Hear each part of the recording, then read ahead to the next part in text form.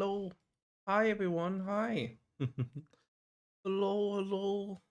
Hi, welcome, welcome, welcome. Happy Sunday. Yeah. Happy Sunday, everyone. Happy Sunday.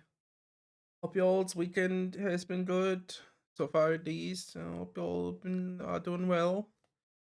You all have a nice day. Hi, hi, hi. Welcome, welcome. Hmm. How you doing, y'all? How you doing? Yeah, let's just get in here. Hi. Hello, how you doing? Get yourself some water. I just did myself. Just to get going with that. Yeah, how you doing? It's Sunday, yeah. Because I still have another day off of work. I'm streaming today for those that didn't know yet. So yeah. Hi everyone. Hello. Hi. Mm-mm-mm. Hope you're doing well. I've had a very relaxing day since yesterday. I caught up with an anime. I've watched the first few episodes of it so far before today. But yeah, I caught up with To Be Hero X on Crunchyroll. It's a really good show. I was really surprised how much it improved, even though they went away from any 3D into just 2D. But yeah, all the story arcs in like the last like 10-ish episodes I've been watching were really good. It was really fun. Yeah, let's go try catching up on it. I have to remember to now also keep doing that. So I also wanted to. I eventually did not do it today. Need to catch back up on more of the episodes of the Summer Hikaru died, but I don't know yet if I'm gonna watch that already. You know, when it's fine time or once the season is out entirely. I'm still debating about that, as it is a longer story. And I think I even heard that it's more if more than a season of content they have left anyway. So it's like it's no rushing it. It's not like it's gonna be done anyway anytime soon. But it's an interesting show too. I definitely want to finish that one up too. But yeah, otherwise it's been a chill day. I made myself some hamburgers. I've been feeling pretty since then. I don't know why. The hamburgers are probably evil. But yeah, no, otherwise I'm doing fine. I'm happy that I don't have to go to work immediately. Don't have to go to work immediately tomorrow. So yeah, that's that. I'm very glad to be able to be here with you all. Before we go anywhere else, let's get into the game, huh? Let's continue our Exocolonist playthrough. I really want to do more of this. I want to do more and more. What can I say? What can I say? Yeah, let's get in there. Oh, there we are. Oh, there we are. Hiding a little. Can't see me. Totally not. But yeah. Oh boy, what happened since last time? So, in recent while, just around age 15, which we just actually reached 60, age 16. Yeah, a big. We had some issues just before we turned 15. Our mother died of a famine. We couldn't help find a solution for her before her death. Very very untimely death, unfortunately. And yeah, we got basically trampled by a giant faceless creature during last low season. So yeah, our colony kind of got destroyed for a real bit for a little while, and then the ship crashed down as well. The heliopause, which were really mostly soldiers from Earth sent out to get us down space. Left this back down to Earth, which they realized, hey, we can't really leave here anyway, so it got accustomed to us a little, and we to them. Yeah, very fun. Some fun routines to hang around with, like thanks to love hugs anytime, every time. And Nomi was just a great person, and also very easy to turn into a marketable plushie. I have proof. But yeah, everyone else has also been adapting to these traditions in worse or better ways. Also, here's Vase. It was not intended, I'm so sorry. But yeah, when we last go off, yeah, we did forage in the valley, right, yeah. We can do that again, of course, so it's, flip that out again. But honestly, I feel we can, yeah, it's, Let's specialize in some other stuff. Yep, we haven't done it for a while. We haven't done any more toughness and stuff. Let's see what we can do here. Okay, we can, of course, always relax. Do some defense training. Yeah, let's get some combat in. That's really lacking. Or we can try, oh, we should also try animals. For bravery toughness is really good though. Let's try sports ball. And probably really would appreciate that. Sports ball page hasn't been the same since Tom died. Red's the coach now, but he doesn't hate Tear as much as Tom did. He's more concerned with getting sports ball players to sign up for the defense force. He showed up for practice and spot Vase and Rex on the pitch, standing off a healthy distance between the two of them. Vase is surrounded by a group of friends and Rex is popping a sports ball on his head and chest. Emma's there as well. She's wearing Tom's old sports ball jersey. Red picks her as captain for one team and you as the other. Which one do you pick for a team? Well, I can take Vase away from... I would obviously go with Vex, but let's pick Vase just to make everyone swing. Also to pick them away from, you know, her. Obviously, you want a winner like Vase, not a friendless loser like... Who said that? I'm not reading that. I love Vex. I just want to keep Vase away from Nem. Vase starts over, slumming Rex as he goes. Rex doesn't seem to mind being picked last after every one of Vase's friends. Let's sports ball. What the hell? Come on. That was not called for. I can do 2v4. It's I guess the best we can do right now. 2, 3, 4. That's in 25. Also do another 27. Yeah, 25 is good. You can now definitely top 25. You can do 2, 3, 4, 5. That looks like one of the best ones. Sure. The team wins. Good punch of a Vase. Great word out there. Vase Kraus. Pat me on the back. Way to make me look good, huh? Jots over. Wow, she says, with eyes only for Vase. Great moves, you really... Wait, I have to get her voice right again. I'm trying my best. Also, I think I just saw a mosquito whiz by. Yay! Anyway. Like, whoa, she says with her eyes only for Vase. Great moves, you really got this one. Well, geez, looked like you were a team captain or anything. Yay, I'm victorious. The sun's rise again after the low. Heralding the new year. It's your 16th birthday. Wake in your new quarters, blinking into watery sunlight. Dust motes floating through the air, and you make a moment to enjoy the perfection of your bed. While you listen to the sounds of the colony waking up outside. Alright, I want to take a quick look again before we do this. Pictures, yeah, that means a solid 27, Cal's at 64, Tangents at a good 90, damn. This at 47, Mars at 22, Rex and Nomi of course a bit more down at 14, 5 and Base is a meter 2. That was bad. I don't want to save at all. What has happened in 1 year? Just a few short months ago, you thought your life was over. Now it's much better than ever. That's better than ever. Your food and the colony safe. You have your own bedroom. Considering snoozing until your dad wakes up when your reverie is interrupted by a blinking hollow message. Said some tang.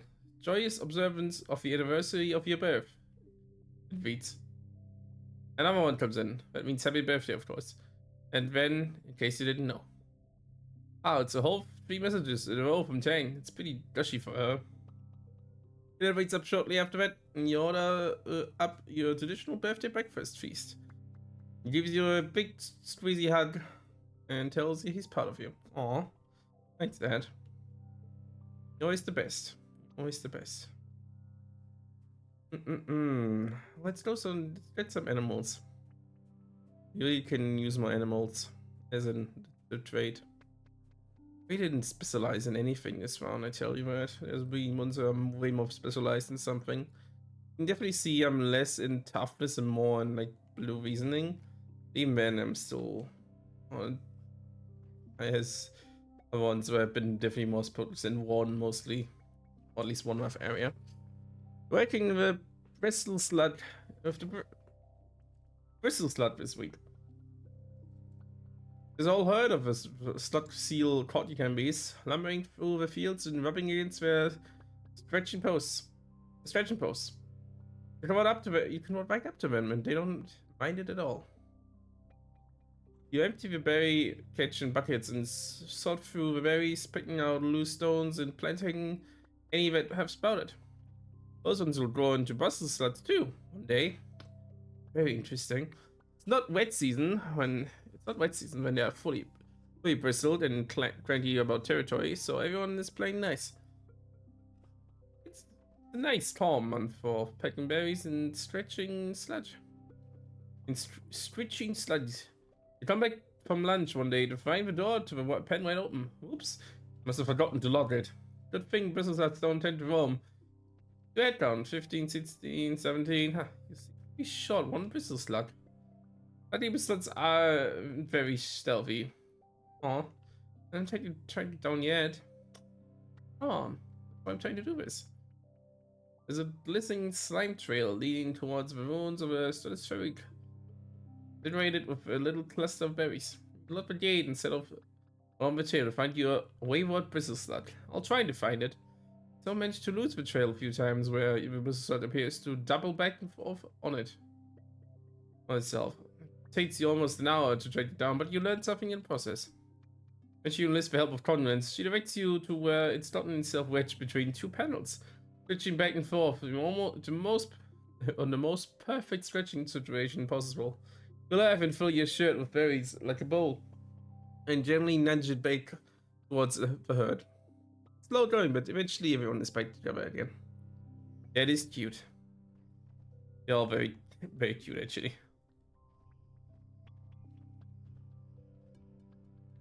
That's something. Sadly too, huh? We haven't got animals yet. Let's do it again. Also go with xenobotany, just organizing. Oh. Do 10 animals again, and then for the next... We'll do the xenobotany first, and then 10 animals on the next month. In the lab, you have all the right equipment to properly examine the radioactive plant you found. Oh, you're right. Should probably do these more, huh? If you can find a way to protect yourself from them, so you don't need to drag a radiation proof and virus suit with you every time you go to that part of the planet. Radiation poisoning isn't the killer it used to be on Earth. With medbeds, you can flush out deadly doses of radiation in a few minutes. A few hours, minutes. That'll be even better. In a few hours. Could still make you really sick though. And high enough doses would kill you before you're even able to reach a medbed. How confident are you that you know how to protect yourself? Not too confident. I'll be okay, I think. The careless approach to protecting yourself from radiation, it can't be so bad that you won't be able to get to medbed in time, right? Your gloves and a face shield and get to work. About a few hours, you start feeling dizzy. The dizziness quickly becomes nausea, and while you're puking your guts into a bucket, you have to admit that you're probably feeling the effects of radiation poisoning. Radiation poisoning. Who could have predicted that? Not done with your experiment, though. Go on, it's fine. Oh, I'm injured. Oh, indestructible to you for little hair loss and diarrhea. It's just a plant. You're better than a plant. This might be one of the dumbest things you've ever done. You'll be in the medbay wishing it killed you for at least a week. But you did complete your experiment. Discovered the radioactive part of the plant is confined to the carpel of the flower, the reproductive organs, and that the petals act as a radioactive shield to protect the rest of the plant. If you press the center of the flower, petals close and block the radiation enough that the person can pass by without feeling sick. Neat. You should be able to use this to protect yourself next time you encounter this plant in the wild. Well, I'm really injured myself, but at least I got something out of it. Whoops. Not what I intended to do. Not what I intended to do.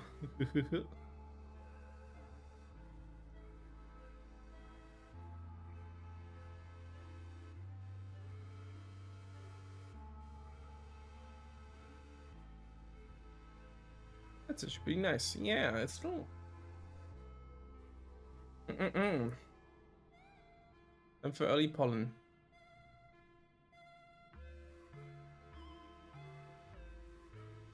Still no absolutely organizing. Yeah, I thought so. Let's research more. You read off novelettes of Tanya's work in the biochemistry and genetics lab. So it's not uncommon for her to pop up and ask questions about what you're working on, or for you to ask her to help interpreting some test results. She's uncharacteristically animated whenever she gets to talk about science. Almost like she's a whole different person. She even laughs sometimes. Don't you think it's so interesting how a determinate species resists being classified by any known taxonomy? She asks, peering into the root network you've sandwiched between pieces of clear glass. Stands up. I feel like everything is a little bit fungal. There's spores, thin bodies, mycelial networks, mycelia networks, even in animals. Some plants, some animals even have photosynthesis. Not entirely. The divisions between plant and animal and fungus is less strict here than it was on Earth. At the cellular level, many animal species have properties of plants and vice versa. She launches into an explanation on how high energy bonds store in on how high energy bonds store energy and require a metal catalyst, like iron in human blood and chlorophyll in green earth plants. However, different use in vitamin plants must mean they use an entirely unknown elemental catalyst, possibly not even a metal at all.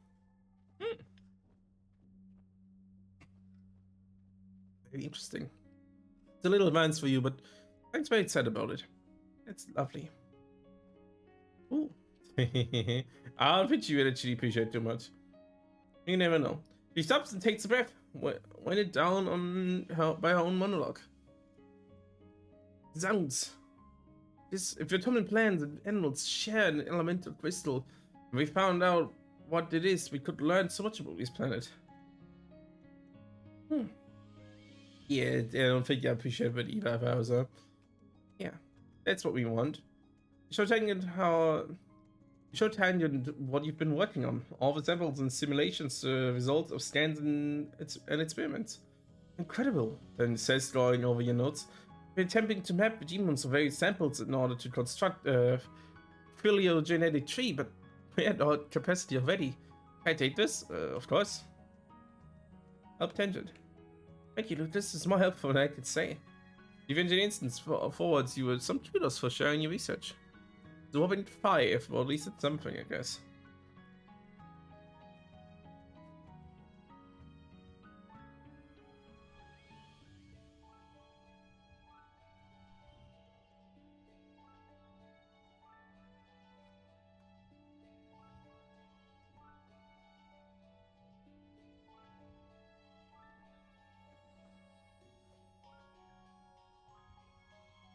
It's lovely. Yep, it's sense.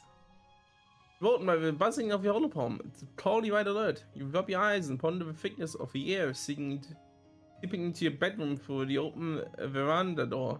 It's an ominous but beautiful sight. The seasonal pale pink haze has turned deep fuchsia?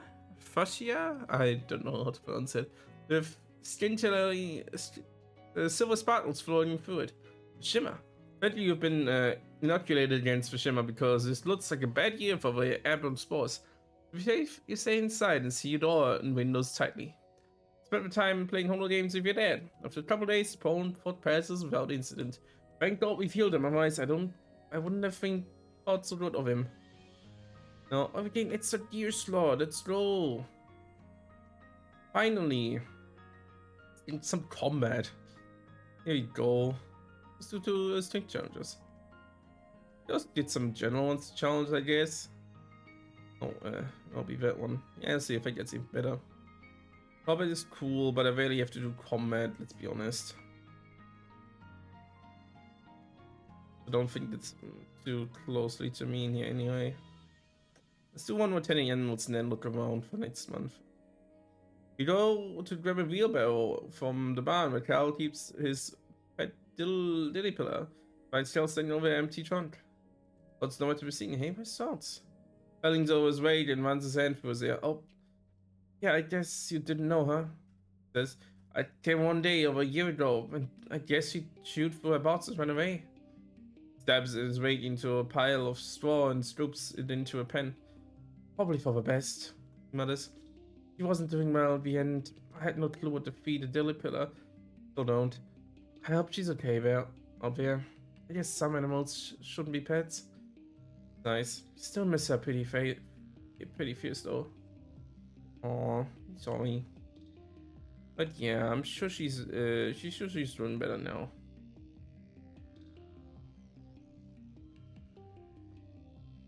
Okay, let's see what we can do here.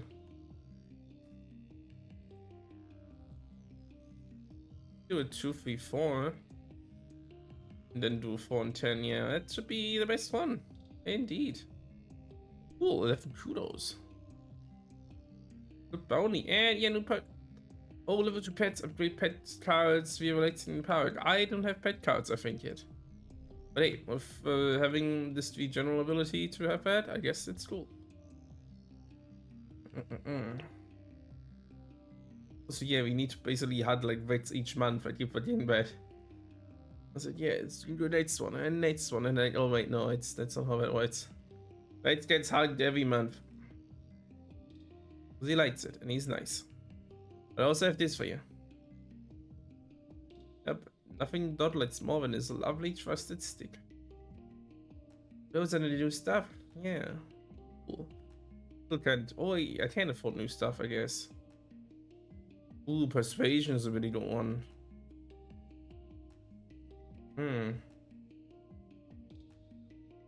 Bravery is really good. I think persuasion.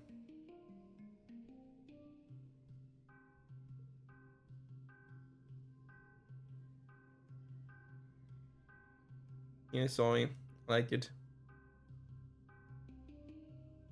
Oh well, I guess we can go with the gardening shovel, I guess.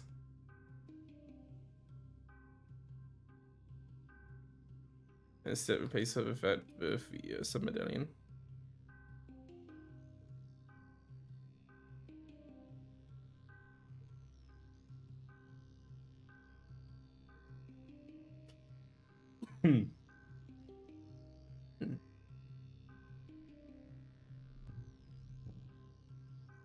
It doesn't have really any sense in going out of his mouth, so it's actually just relates where we are anyway.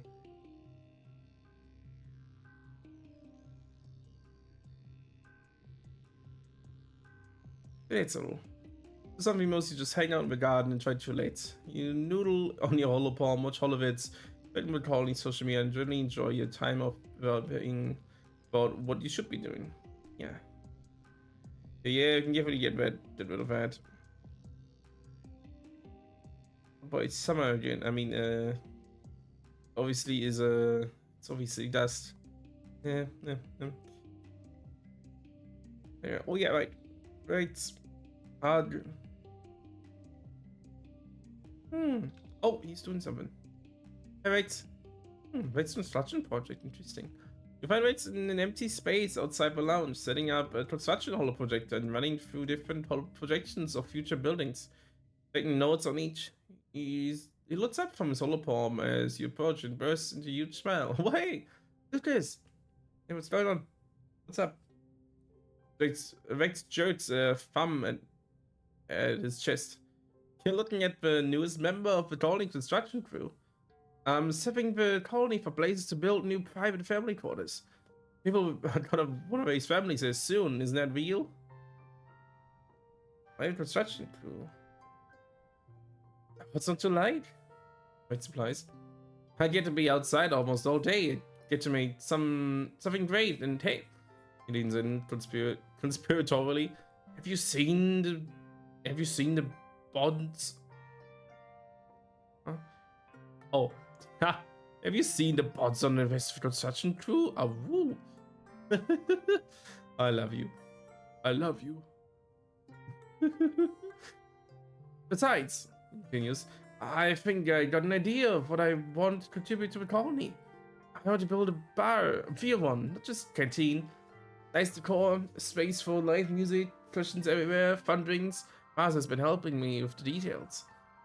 Besides Germany, can you imagine a place where the whole point is just relax to be with your friends? Sounds like a great idea. I think so too. It says, spreading his hands wide. People need leisure time. Need time to connect with other humans. So we're social creatures. We need our packs. All you want to do is help. All I want to do is help people connect with each other. You know. It says, I love building things. I love cooking things. I love making people happy. Coming together to create something is why we're alive. He just is around. Really having a moment here. I love him. I love him all for it.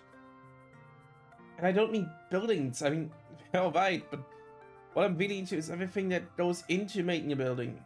It's more than just walls and a ceiling. It's an agreement between people that we're just gonna form a society, that we're gonna cooperate and make something bigger than ourselves. Then we're gonna meet in there, meet there in peace. Mike shakes his head, clearing his thoughts. Sorry, I'm just really passionate about that stuff. He laughs. This and HUDs. Humans are so really good at HUDs. It's HUD. Yay, +2 is just over 50. Oh, that's interesting. I forgot we had, there was this one. Rex rubs his thumbs across his chin, thinking, hey, actually, can you help me? Can you bring me any mushroom states or logs you find? I want to start stockpiling them.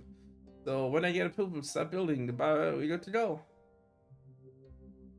Of course I will. Those will be like, yeah, what's in it for me? But hey, let's say, of course. It bounces on his heels and launches into you, Chad.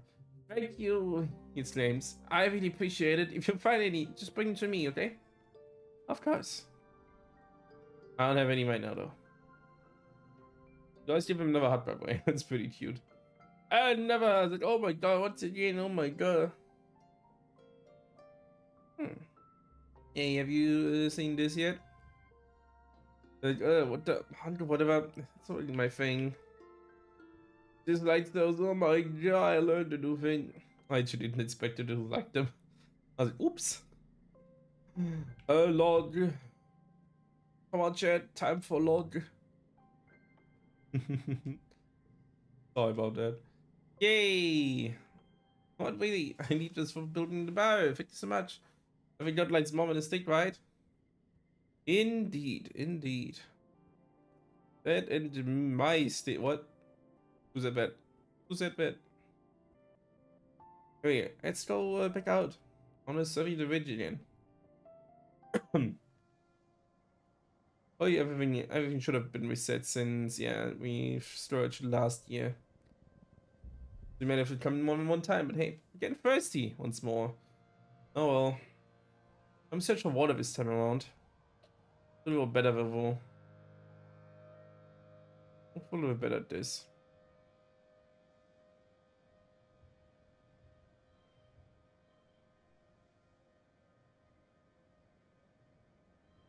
Hmm.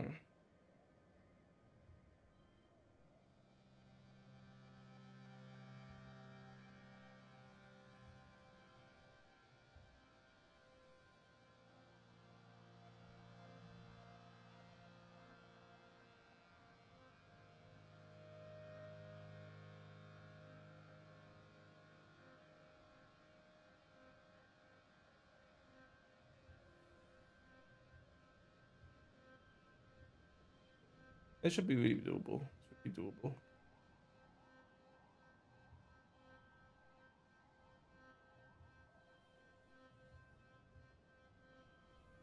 Yeah. Nice. Hmm. I'll gain some perception. Nice. I'm feeling better. There's not your water around, but in search, you turn up your lost. You turn up your lost canteen. Oh, that's lucky. Yeah, right. Mr. Man, we have just lost the canteen. Right. Let's see. Every so often you see absolute massive creatures here. The giant snake dragons with thousands of legs and shimmering scales. They're so large that if once crosses your path, you're in for a wait. Which is exactly what you're doing. The gargantuan dragon has been slowly rumbling over this ridge for at least half an hour. Before disappearing into the heathen maze of the cabins on both sides. Feet slowly undulate across the cracked soil, making crushing noises and scattering boulders in its wake. Very patiently. You hate being stuck in traffic. It's only 5. You shouldn't need to have would have picked. Those other 2 would have been 2 anyway. Across particular flat area, the large field of obsidian. Obsidian is the only word you have for it, but you've never seen obsidian that this bright. Like a rainbow trapped underneath its glossy black surface. Like the entire ground here is polished black opal. The field glints. They stayed on through it. The field glints under the sun at certain angles, momentarily blinding you. It looks slippery and shiny. Let's look carefully through that on the edge. Yay, we did some engineering. We can get a new biology breakthrough too, by the way. You find a patch that is a little different and take some readings. The found material is not natural. It must have been created by the conversion domain because it's the same stuff and made the thumpers out. They made the thumpers out of silica with some trace organic elements. Oh. Looking at by looking at striations of the cliffs nearby, determine that this entire region used to be covered in a thick sheet of this dark, vast rock. In most places, there's now a layer of soil over it, but if you dig down far enough, you'll probably find the layers there everywhere. Like, the whole place has been glazed. That is weird. No wonder there's only so few plants here. The domain must have paved this area to discourage plant life from growing. All except for the crystals you seem to spot happening from the obsidian pavement. Huh.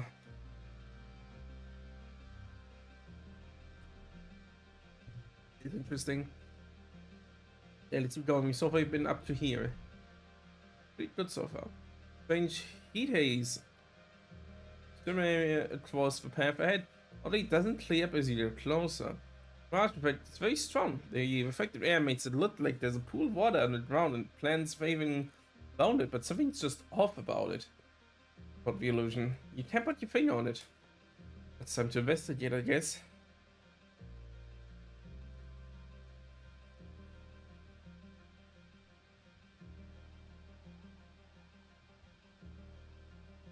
$25.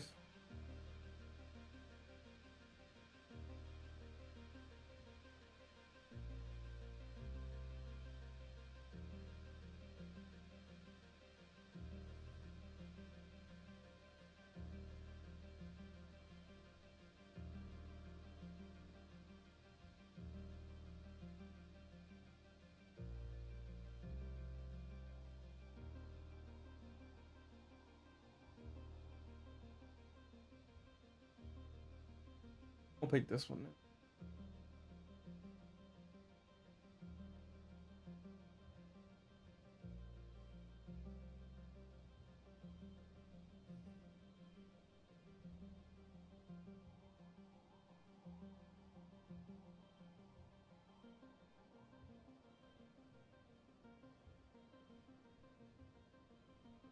Yeah, it's good. The faster you move, the faster the mirage disperses. You approach cautiously. As you do, you realize what is wrong with the mirage. It's impossible. The plants on the other side of the haze are different. It's wobbly from layers of from air, but bigger, older. And it's different time of day, evening, not morning. And you see them. It's you. The heat haze, you see yourself in the distance walking toward you. Move to the edge and the mirage and peek around it. But they aren't there. You can only see them through the heat haze, like it's some kind of doorway or mirror. Loud? Shout, hey you! Wave your arms and jump and down. I'm up and down. The figure looks at you curiously. You, it's definitely 100% you, staring back at you like a mirror. Your movements seem to disturb the mirage, which breaks up and fades before you. Behind it is regular moving. Behind it is regular morning, and you're now alone again. Weird. That was certainly very weird. I don't remember encountering that one before. I mean, to be fair, yeah, sure. While into the several playthroughs, you tend to skip some events at least a little. But this is interesting. Way more interesting. Walking along the ridge line when your foot nods some rods off down the slope. Especially for me, it's letter. But yeah, it's just wind. Yep. It's me feel lighter. Oh, you had that one a while ago. Hmm.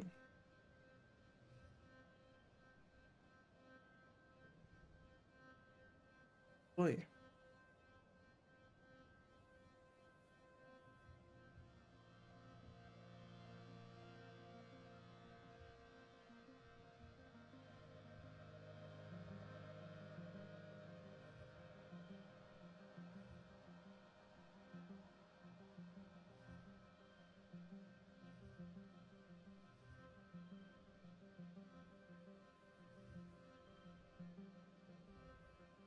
It's neat, I guess.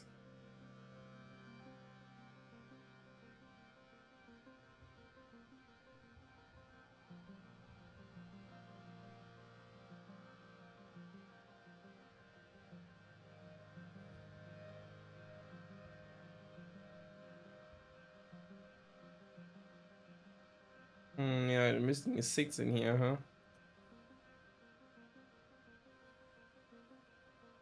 Well, also have +5 challenges, of course.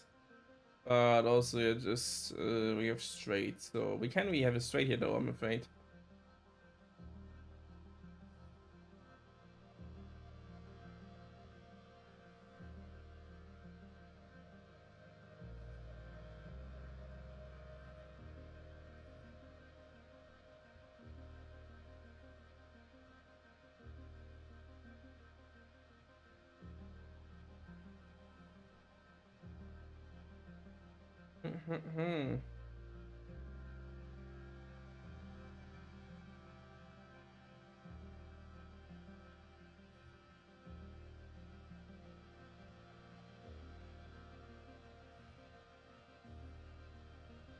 Still inflicting stress, but hey, could have done better. Hey, that's good. You try only lost. You gained 5. Cool. Float forward, allowing yourself to rise higher and higher. Yeah, we did this already. You know how it works. Also this one, yeah, but since we're going forward, yeah, this thing splits up a little here. There's some things you can get here in an event.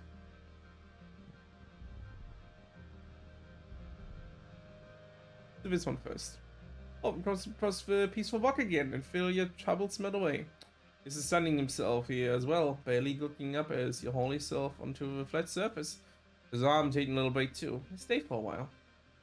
Lie down on the rug beside this, letting the strange magic fill you with a strange, federal sense of peace, love, and unity for the universe.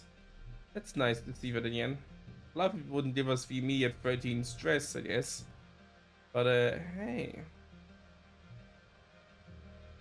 The strange device again. I might have to analyze that in my thing. Hey. Find your way blocked by a massive wall. No, a hollow pillar. Wait. We already did this. I'm pretty sure we already had that. First time we had the last time inspiration spawned the area here. So let's see. Hmm.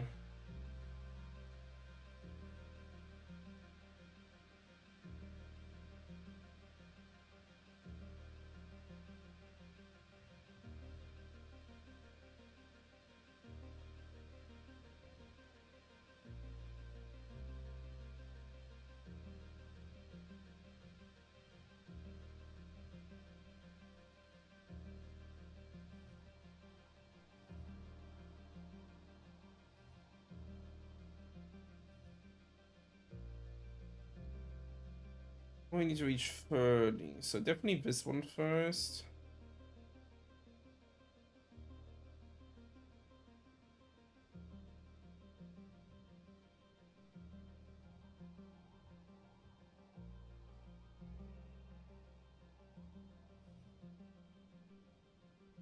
Doesn't change anything. Yay, let's go.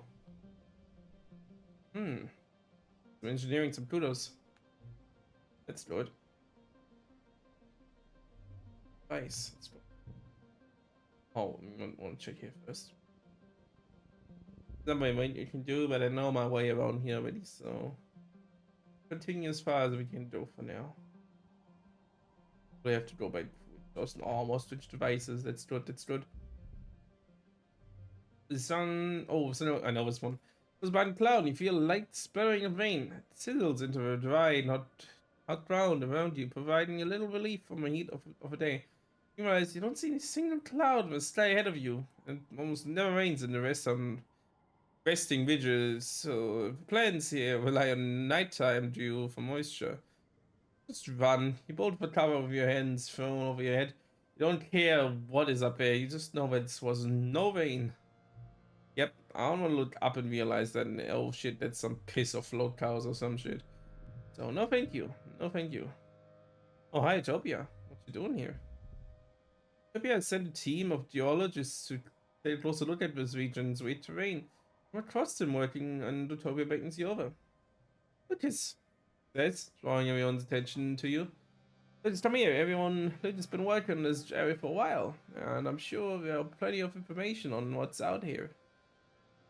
Yeah, I got some information here. Geologists politely turn toward you and listen. Here's what we've gotten so far, Utopia says, speaking directly to you. Judging from how the layout of simulations are broken up, this place used to be pretty flat there must have been a ton of earthquake activity from up the land, bringing up all the huge ridges. We can date the quakes around the time a lot of the ruins were created. Yes. And we're looking back, we haven't seen anything built after them. Like, that was for the old conversion, that was it for the old conversion domain. These broken up layers are the same across the planet. Something sure happened here about 30,000 years ago. Gonna find the Zivian layer. It's plain that below the sands there's a thick layer of the dark silica crystals, obsidian stuff that convergent domain used to be nodes. Right, you can see it in striations, right? It's one of the major landmarks of the geological timeline. Obsidian and earthquakes are both associated with volcanoes. Yeah, no volcanoes here. Not even a fault line. Ruby says, wiping her forehead. It's not just not natural. Help them. Have a drone hive to measure the sediment layers along the cliffside and learn a few things about rocks. Cool. Engineering is always helpful. And let's go from here. Beautiful lotus lands on your arm. Okay, yeah. Let's just move on. There we go, two more notes to continue. Anyway. Go ahead, babe. Oh yeah, it's Autumnalia time. Everyone is in high spirits as you decorate the colony square. The great tables are piled high with food, groaning under the weight of heaps of roasted and steamed vegetables, barbecued meats, stewed carafes of mulled cider, and cakes dripped with frosting in sugar bug syrup. Different colony stir for the usual speeches. Lam takes the stage to fanfare and applause. Oh boy, I love him not. Taking some water before I have to do this.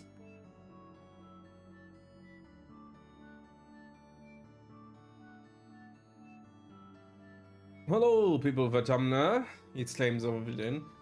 Happy Autumnalia. It's a big theatrical breath. Do you smell that? The smell of victory? We humans have secured our hold on this planet, and now it's time to celebrate. Let's just to the exciting feast table. Eat, drink, and be merry. Crowd cheers again. The council members each give their annual reports. Everyone starts clearing the square to set up for the Veterinaria games. The reports of a new hollow message in your palm and made to read. Happy Veterinaria has a present for you on the table. It's your secret admirer. Rush over to the feast table, spot a wrapped present in among the rows of vegetables. Oh, you have a secret admirer? You unwrap your present. It's a data band. Slap it on your wrist and boot it up on your hollow palm. It's full of all your favorite songs, videos, shows, and games. A collection created by someone you must really know you. Now you always have your media with you, even if your net goes down, including all of your favorite episodes of the fall and rise and fall of Sanctuary Moon. Nice. You search for Hollow Palm for any hints as to who it could have made it, but you can't find anything. You have to ask around, but later. The game's about to begin. Do I do anything? Honestly, no, I don't think I will. Get the words get a break from the crowd. This is up there as well, stitching on a notebook. Shows you a few drawings he made of various veterinarian animals. Like the Unisaur, they starved and dragged out of a Xeno vending competition this year. Ugh. It sucks, says, but doesn't say anything more after that. Not sure if he means his drawing of a competition of a whole colony. After the festivities, everyone descends on the feast. Keep your plate with more food than you could eat in 3 sittings. When all food is gone and the sunset is broken, the heat of the day, people break out instruments. Everyone dances well into the night. How lovely.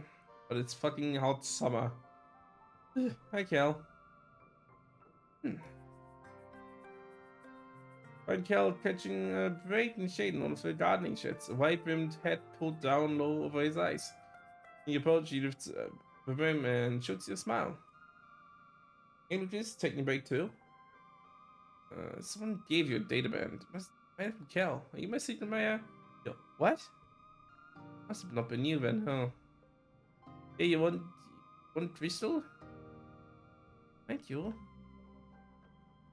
Hey, Dad. Someday it'll help me Venimals. I'll make sure of that. I should get my holding needs. It wasn't him. I mean, it's pretty obvious it was Tang, right? Engine's hard at work in the lab, entering calculations into holopom and frowning over a set of samples. She barely notices you enter. Hello, Lucas, she says distractedly before going back to her work. Are you my signal manager? It continues to scrutinize her work through her tips of her ears dropping. Oh, what? Of course not, she says. I've never. The whole day of too busy to. It's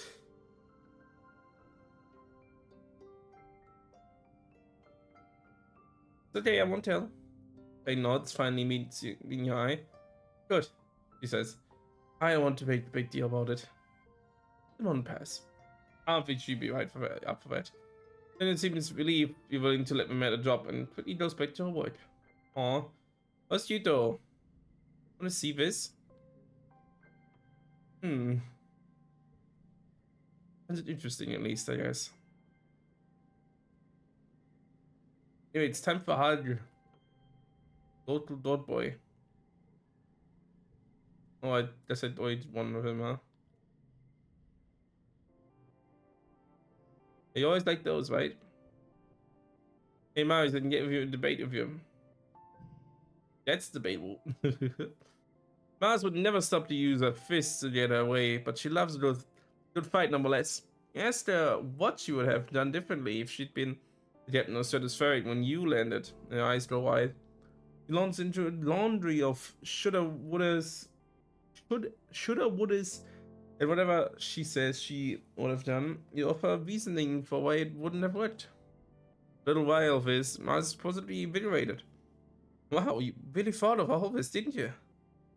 Totally right.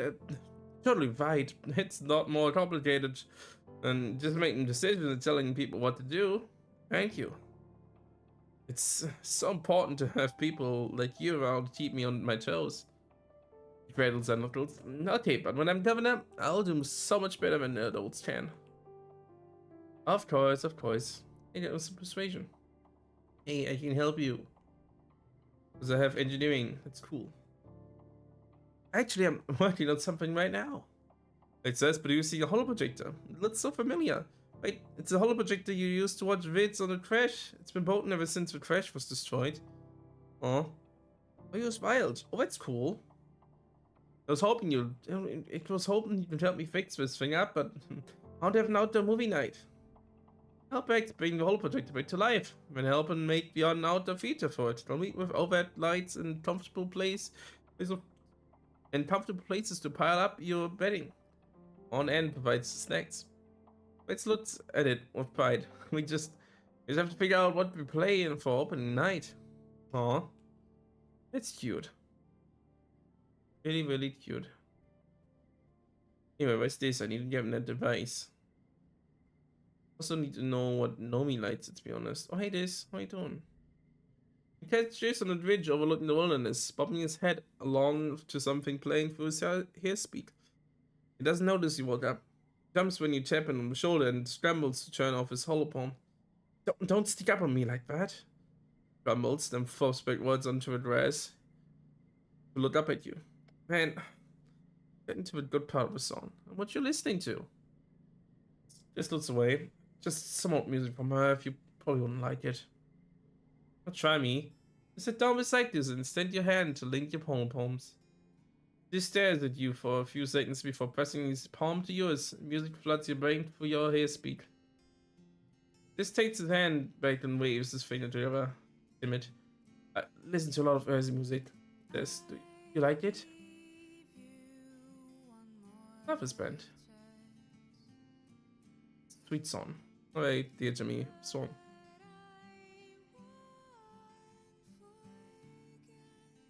This cracks a smile. Relieved. Good. It says, it's my favorite right now. I always listen to the same album on repeat. It's comfort music, really. I like her voice. Stares into his lap. Sometimes I feel like the lyrics are about me. But it's so deep. Like my soul really gets this kind of music. But don't tell anyone, okay? It makes me feel better thinking that someone knows my pain. Even if it's just a dead earth woman. Probably was one for my money. No, it sounds deep, man. Sounds deep indeed. Yeah. I have a lot of time to think, not everyone else. Like everyone else here. Aww. I back in the grass and listen to this music for a while. His hand.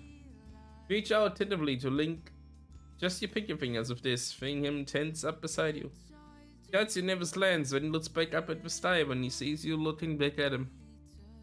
Cheeks go completely red. He doesn't hold your hand, but he doesn't move us away either.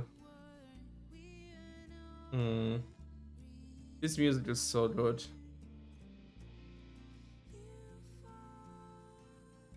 We'll hear more of it at a certain point, I can assure you that. And I can't wait to not hold back after that point. But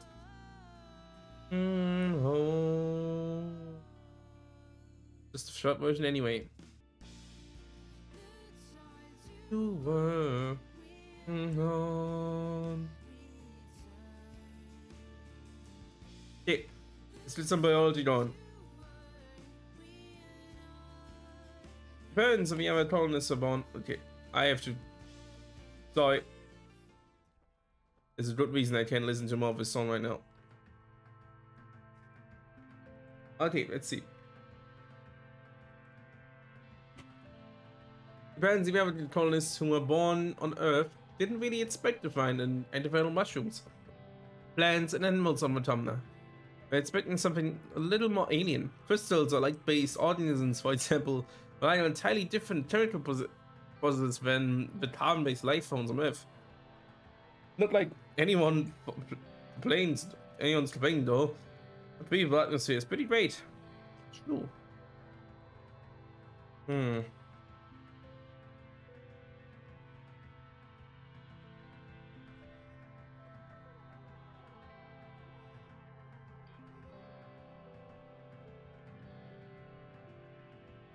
Yeah. Some biology too. There you go. More collectibles. Yeah, don't sounds faster and more slots are filled. Nice. That's really cool. Obviously won't happen this year again already, I guess. But hey, that's cool. That's cool.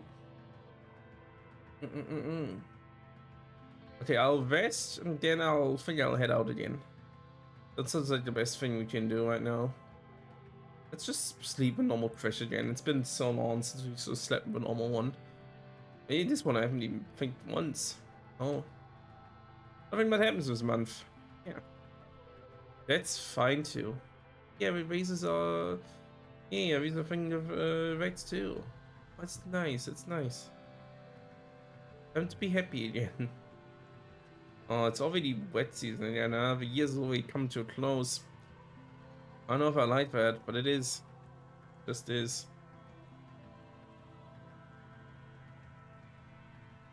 Here, man. Hey, you like the food? Oh, best gift. Thank you, Moz. Oh my god. Thank you, Nomi. You get to switch device. You like those, don't you? Here you go. Let's survey the ridge again. I want to see this stuff here.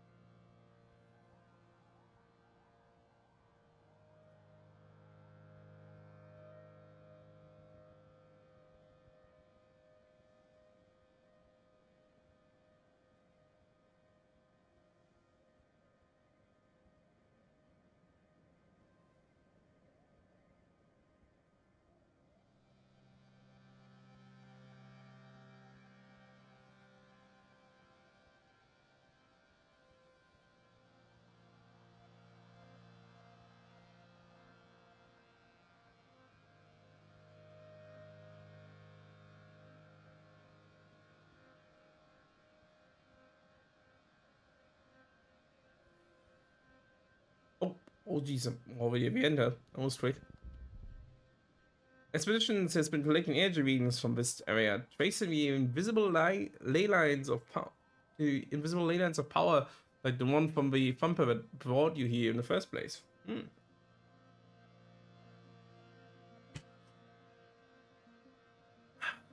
Drink your water, everyone. Drink your water. Pointed you to this tape, the nexus of power at the convergence of many lines. You can feel the energy is different here. Like a barely perceivable hum that prickles up the back of your neck like something's watching you. Really like some. It's likely this was some sort of important place for convergent domain. Utopia says, leaning on it lined up. Lighter. Lighter? What did I just say? Lighter. Lighter. I've seen teams though, but I've sent teams through, but that's mighty tight in there. I'm hoping you and this might have better luck wiggling in there. It continues. Maybe the caves inside open up. Maybe the caves inside open up a bit again. And if I do, take plenty of readings and report back to me. This is vibrating beside you on nearly the same frequency as the weird power fluctuations.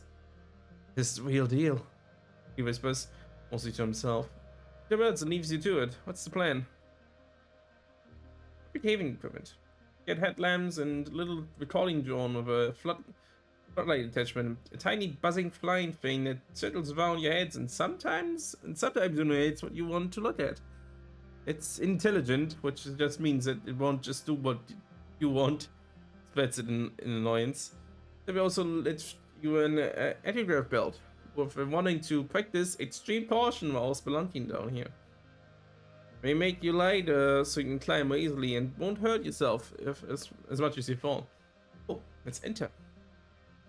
The narrow entrance leads to a bigger room that animals have clearly used as a den. It's enormous of glowing mushrooms on the walls and piles of bones in some crevices. Some places the walls are made of iridescent convergent domain obsidian. Like this was once a great hall millennia ago. You can feel a cool breeze coming from somewhere, but it'll be tricky to find it in the dark.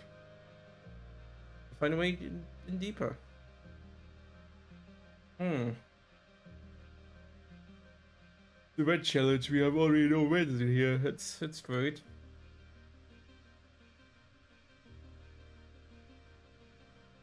Those forms in. Oh, I put the red one in there. No matter what. And 2-2 anyway.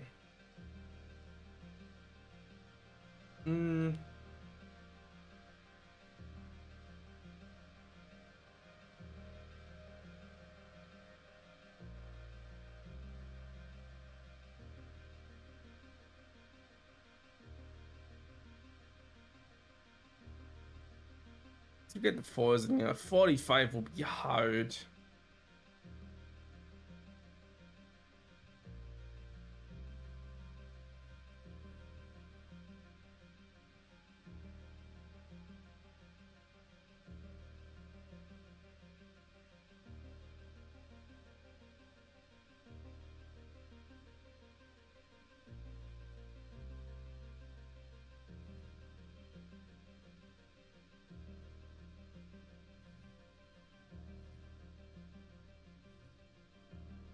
That's 70 stress.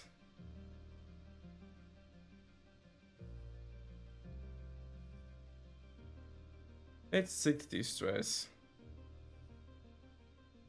That's 40. Oh, yeah. Let's go 40 stress, I guess. Find the soul. Get one by V. You can find the soul of the breeze by tossing some fine sand via and watching which way the dust blows. A very tight crack. Good thing you and this are so small. You squeeze through and have to shimmy along on your bellies for about 10 meters, pushing pushing the ahead of you. It's uncomfortable, but this excitement draws you on. Oh, cool.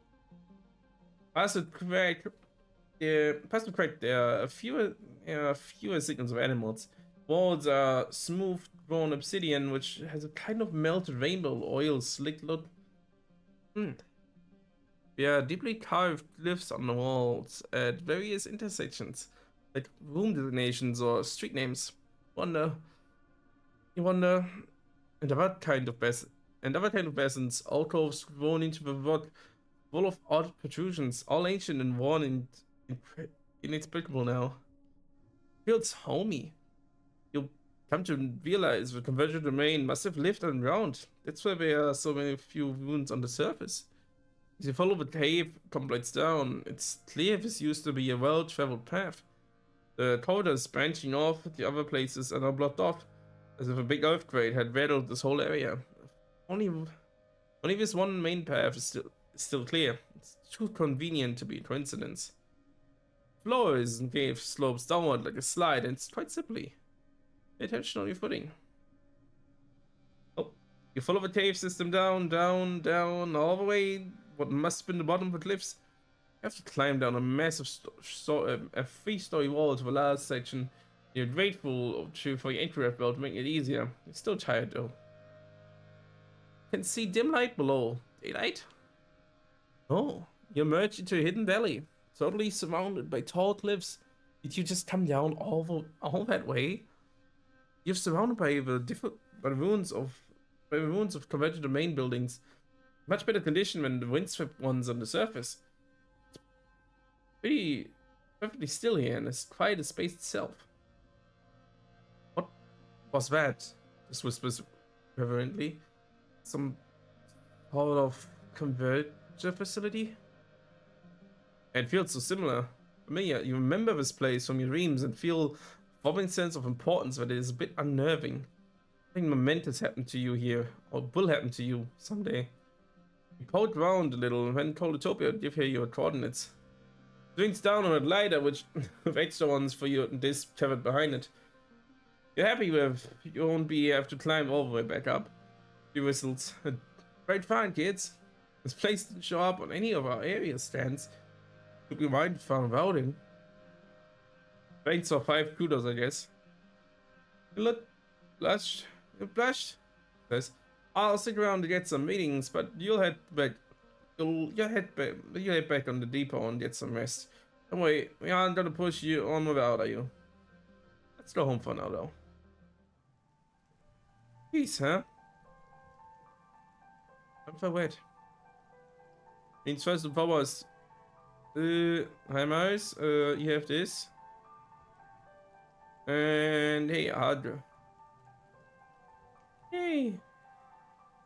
Any things to pick up here? No, I think we've got them from last time already. Yeah. Right, I keep forgetting it's spoiling wet season, technically. Let's do some more organization stuff, huh? We haven't been done here for a while. You get organization, persuasion. Authorization to persuasion is good. It's going to be hollow novel behind the desk when Taylor comes in. She pauses and looks uncomfortable when she sees young Mars looking at her. It quickly disappears into the shelves. Mars shrug. 2 minutes later, Tank comes to the counter and drops a fistful of candy. Shifts from foot to foot as you ring her up, whistling up and down and rumbling her stomach. He also needs something from behind the counter. He says quietly, some medicine. You asked her what she needs, and she mumbles the name. You can't hear her. You beat that? Mumbles it again, a little louder. Or stifles a little. Sorry, what? Then rolls her eyes. Stars! Stars. Curses. I need pills. Okay? stupid alien bacteria and all the weird native food makes my stomach upset. Oh my god. Mousetraps, yep. Blue cat, really tanked, perfect. Perfect as blue ferrets. This is obviously more of a thing that's more intended as like early game stuff, but hey. We haven't done much work in here, so we're getting it now. Blue cat? Mouse says, you know when you keep farting, all it's like blue dusty stuff? Now leans over the counter and get a better look at Tank's bedside. Oh no. Certainly, white is not the best color to wear today. Tangent, but the blue is look at his hair. Hey. Straightens his tongue anxiously cranes her neck to look at her review. Liar? Tank mumbles, not meeting your eyes. Just give me pills, please. Don't say a word. Jet Mao is in the ribs before she can make any more jokes and bring up Tank's request without another mention. You hand over the bag and Tan shoots you a grateful smile before leaving the depot, looking a little more relieved than when she came in. That's good at least. Let's see.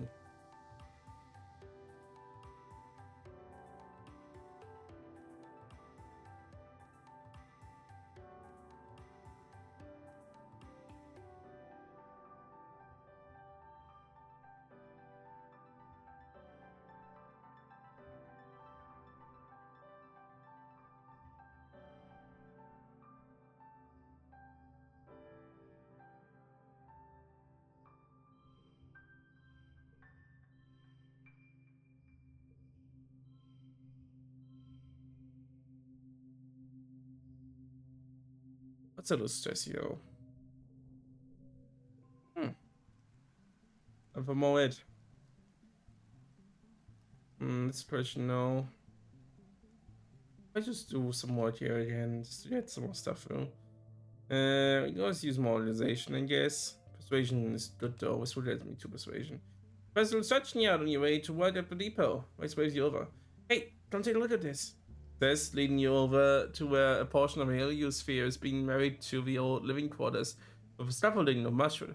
This is wild. Like, our two ships are actually becoming one. Goes his arms around your shoulder. It's like a metaphor, get it? The colony and us from the helio learning how to get together. How we build our environment affects how we live, you know? You should come by and help me. Continues. It's really fun. You get to be building things with construction crew. It's really nice. You need to hang out with me. Like, let's start now. He hands you a plastar, a gun-shaped tube that emits a thin beam of superheated plasma. No time to present, right? And Seek always says we always need more workers here. But you have to have a job that you promised to do. Yeah, it's work hard. Hey, you help, right? Hold up part of the wall where he fits the bracket in place. A lot of pounding, whittling to get it to fit, but with the light, right? With which the light breaks every time he gets to make a joke about it. It's very rewarding work, and you'll learn something about engineering while you're at it. Even as the Seek comes storming out of Japan to find you. Lucas? Zeb, where have you been? I expected you hours ago. Oh, it's my bad. It says, moving to stand between you and Seek. If he had a tail, it would have been in between his legs. A perfect picture of an apologetic puppy. I asked him to help me out. He's super short in hands around here, and he did find a great job.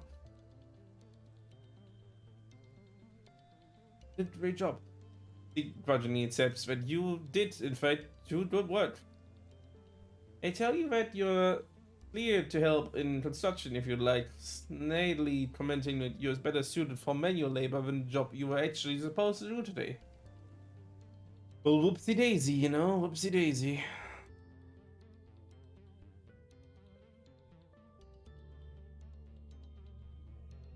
That was easy. Oh yeah, right. Oh. Don't like that one. First in Garrison, I guess. The view from Malden Glow is absolutely breathtaking. I had this text before. You're lying in bed staring at the wormhole through your window when you hear a deep thump resonate through the round, and the second one, quieter. The whole roof of your room quivers, and Unleashing a season's worth of fine glowing dust to sift through the air.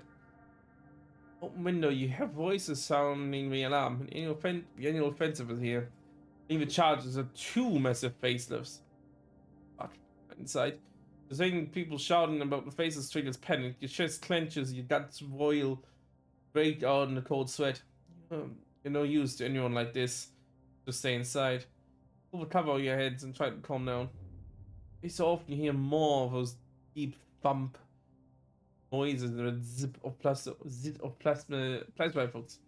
But louder, so close you can differentiate the massive footfalls of creatures and what must have been the heliopauses, explosives. Walls shake with the shockwaves of the explosions. And you hear a loud explosion, the loudest you have ever heard.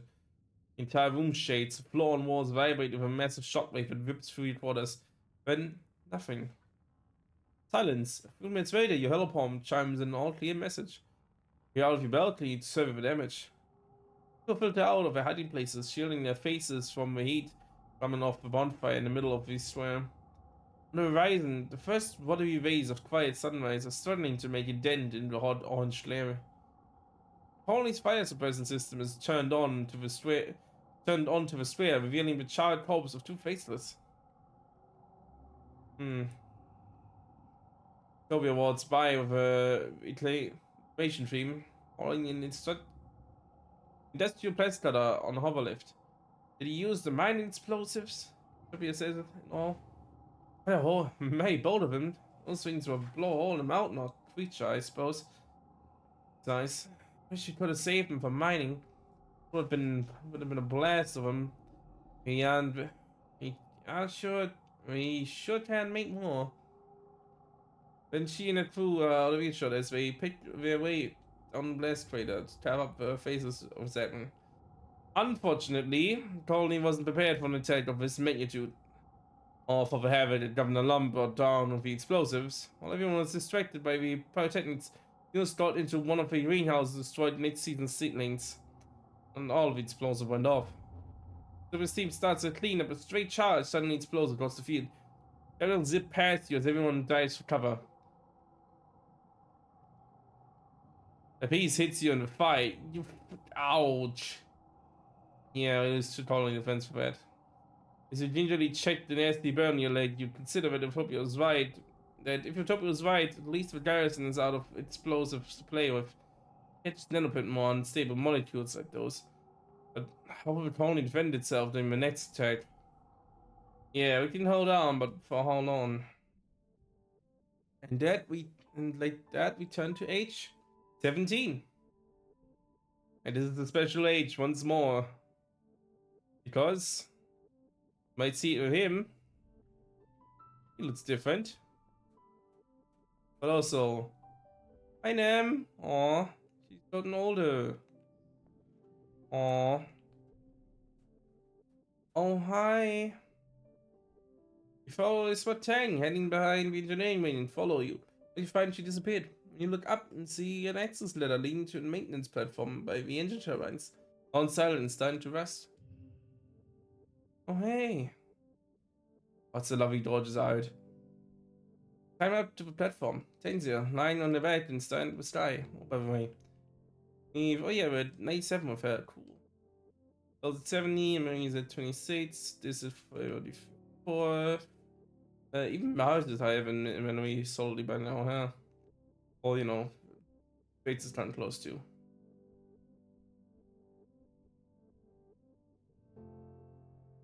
Tenzia and lying on the bed and staring at the sky. Edge beside her leads back into engineering. Must be how she knows about this place. Doesn't acknowledge you until you're almost standing over her. You should have fighting to overcast light. Blinks with the sunglasses of the sluggishness of someone who's only just remembered it's a necessity. Licks her lips before she speaks. You need me in there. But yeah, your Ted doesn't sigh in relief. Exactly, though her eyes slip closed again. Good. Was not too much right now. I thought mouth twitches. I don't know what I thought. I know what I'm doing. I don't know what I'm doing up here. What's going on, Tangent? Tang has a small laugh and folds her hands over her stomach. You know, I think I might be burned out or depressed. In other movies, depressive teenagers could sneak out into rooftops. Says, I confess I don't think I see the appeal. Maybe it would be better if I had alcohol or cigarettes. Shakes her head, bringing out of your mind with substance. She shakes her head. Blinking out of your mind with substances is what my mom used to do too. Used to do, not me. Talk about it? Yeah, we can try, but I think this is better. Dane smiles, self-effacing, and doesn't look at you. I don't think so. Says, maybe sit with me. Lie down beside Jane and watch the gentle revolution of this life for a few minutes. And feel the caginess seep out of Chang as you lie there in silence. But finally she speaks. Do you ever think about humanity? Yes, slowly. Humans are such a glorious, beautiful, utterly self-destructing thing. Continues. We are create by destroying, and in turn they hasten their own demise. Fang finally looks at you, her hollow eye lighting up her cheekbones. She looks gaunt. She looks gaunt. It was the belief in human supremacy and unchecked innovation that doomed humankind on Earth. Does it seem like we're doing the same path here, going down the same path here on Vetomna? I believe we can do better here. Oh. Fang gets a deep breath and lets it all out. I think so too. I just don't know how. I don't know if any of us do. We're only human. Sometimes I wonder, continues and pauses. Sometimes I wonder why we sent humans to explore space. Given our track records, you think perhaps an artificial intelligence would have been wiser. No need to get in the way, no questions about ethics or morality. After all we learned in Earth history, when human colonists traveled from Europe to the Americas, they nearly killed everyone who already lived there because they spread disease. But Fang looks at her hands. I just can't help but wonder if we're doing the right thing. The hatch to the laboratory cleans opens and Ten jumps. There you are.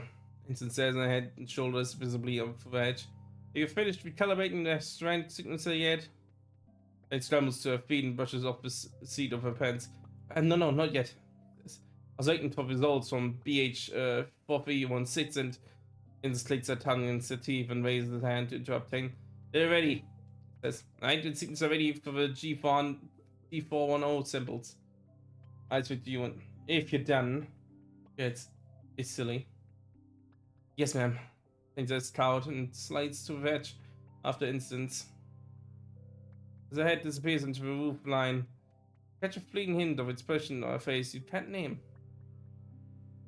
And what's going on here? Guys pouring something from a carafe could only be a strong black coffee and from bitter scent. A spades first, and concedes. I've now endured long enough that I've begun to feel pleasant, calming. Regards to the carafe and something like fondness. Though I require a little sleep, I would doubt it will be dependent on it. Addiction runs in my family, you know. I thought it is indulgent. I can allow myself. Here you go.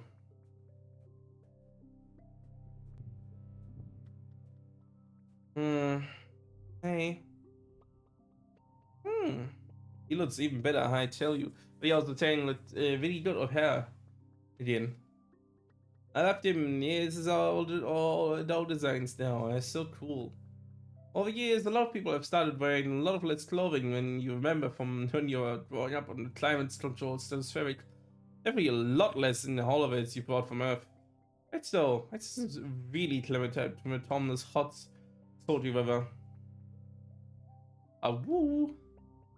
It shows his head back and laughs and so loud it echoes through the convent. Ah woo! Counts. Ah hey woo!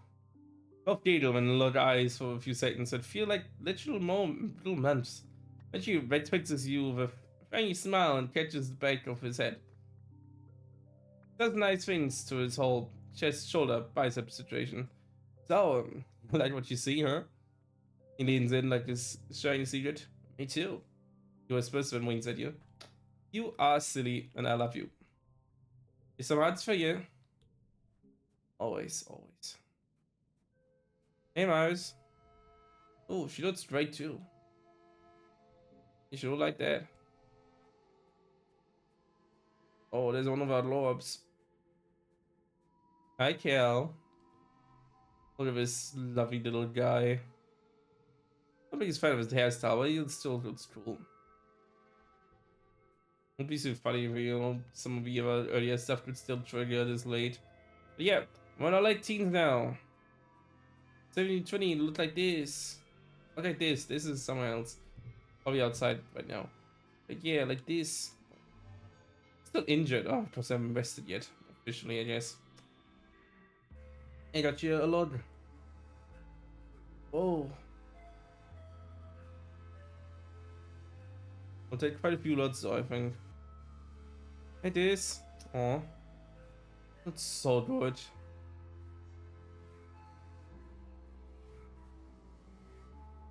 But yeah. Yeah.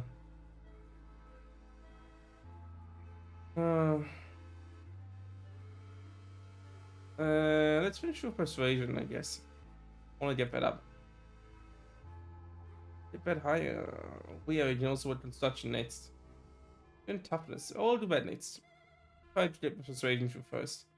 Right with Mars when the depot comes through the oil palm for 10 batteries for trash. Busy packing up another order and you send it over to her Apollo palm. Despite her constant complaining about how boring beneath her this job is, she's very good at it. Finds ways to do things faster and more efficiently, and she hardly even makes mistakes. Which you're surprised when you get the order from Olympus and find 15 batteries. Check the registration again, wait, it says 50 batteries now. I swear it said 10 before. Come on, John, Matt. Don't be a bastard, Lucas. There's one in your eyes. Even seat stems a little off the top. How else do they keep such a tight control of a nanoprinter? What you going to do? Tell them? She asks. If you do, Sig will be on my side because they know we'll sail them to out to. I'll be in your. It will be hard when it's over hours. Besides, not even for me. You know, it's for to see, which is a secret. So it's not like it's a natural question for requisition for stuff. But still, this be quiet, help her cook the boats.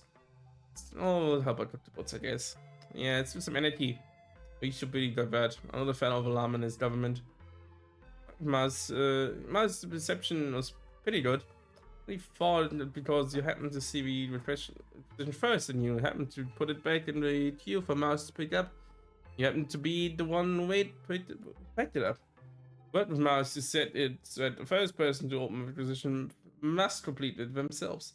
Leaving your doing it to increase stability, Seek improves this and removes this cheat. Seek approves this change. It's a little more word, but it means that Mars is free to edit requisitions to our heart's content. Mars is so pleased with your work that she gives you a kiss on the cheek. Aw. Oh, lovely. Okay, let's see what we have here.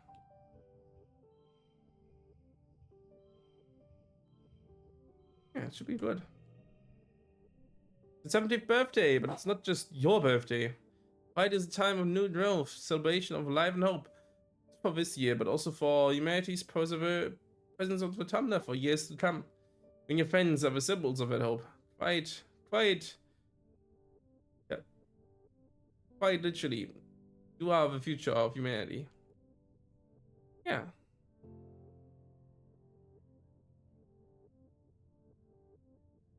As you're all beginning to take your place as adults in the colony, Council decided to throw a party in your honor, the Tomden Youth Ball.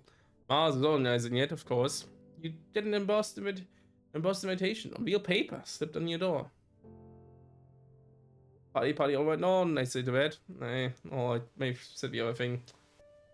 Please stay me neutral. I lost my disloyalty again. No. Oh, we have red slide anyway right now. On 45 of 100 rebellion. Oh, we'll gain like a little 10 at least. Slip into some party clothes and head over to the lounge to celebrate. Well, yourselves. And yourselves specifically. It is yourself specifically. It is your birthday after all. Lounge is all checked out, but creations look expensive. Must have paid a lot of minute printers friends. Your friends are transformed too. Everyone is dressed up and it's looking like the young adults you're becoming. I hardly recognize some of them. Masquerade's eye and waves, the bangs jingling joyfully. She looks like a model from Hollow Knight, a heavy inch of her painted and perfumed. Look, yes, happy birthday. I'm glad you can make it, he says, over a steady turn from her music. Drinks are over here. Make your song request of conference and take off your shoes. Put down your boots when Bait and Mouse, steadily. Close her eyes and does a little bounce. It's hot hop, just like after. Oh hey, cool. Those are lovely guys. The refreshment table, Cal is stuffing his face with party food and Mates shoves 2 glasses of punch in your hands. Gotta stay hydrated, he says, pouring himself another glass. We'll be sweating it out, one way or another. He winks at you. Don't let them fool you. Pink Mother's joining you. He smears a glob of something pink meaty looking on treasure. It's a well-documented phenomenon that people inexperienced of imbibing alcohol begin to act as if they're drunk even if they're completely sober. Right, she adds. I mean, of course, that I'm not going to suffer any bad behavior. White grins as he pulls a flask out of his vest and pours a healthy addition to his glass. Who says it's gonna be an act? That's all it'll lose. Come on, it's party. Music changes to something in a fast pounding beat. It throws its head back and howls, woo, it's time to dance. Just dance. Oh boy, yeah. You wait and Mouse take to the dance floor. After a while, Nim follows, pulling bass behind you. All dance until you feel like your heart is going to burst from excitement, from exertion, and the sheer joy of throwing yourself around the room with your friends. Oh, he's playing DJ if Conrad spins up something a lot slower, more romantic. Grab a partner and pull him close in, they announce dreamily. Or whatever distance you both feel comfortable with. I laugh, Nomi. Is this even here? No. Aaron giggles outwardly and shuffles around, feeling the intangible friction of teenage politics. Who dances with whom? Who makes the first move? Ah, this is what I hate. Okay, we'll save this one for. This is a rare save while I have to do this one. Because I seriously want one of 4 chances with anyone here. First, because obviously, the person I personally picked right now, well, is this even here? That's cute. Aww. But this again. Oh, of course, we kind of like on the thing itself. So there's that. Sorry about that. Didn't intend to do that as much. We'll just pay Calvin next time. Yeah, but good. Went to work.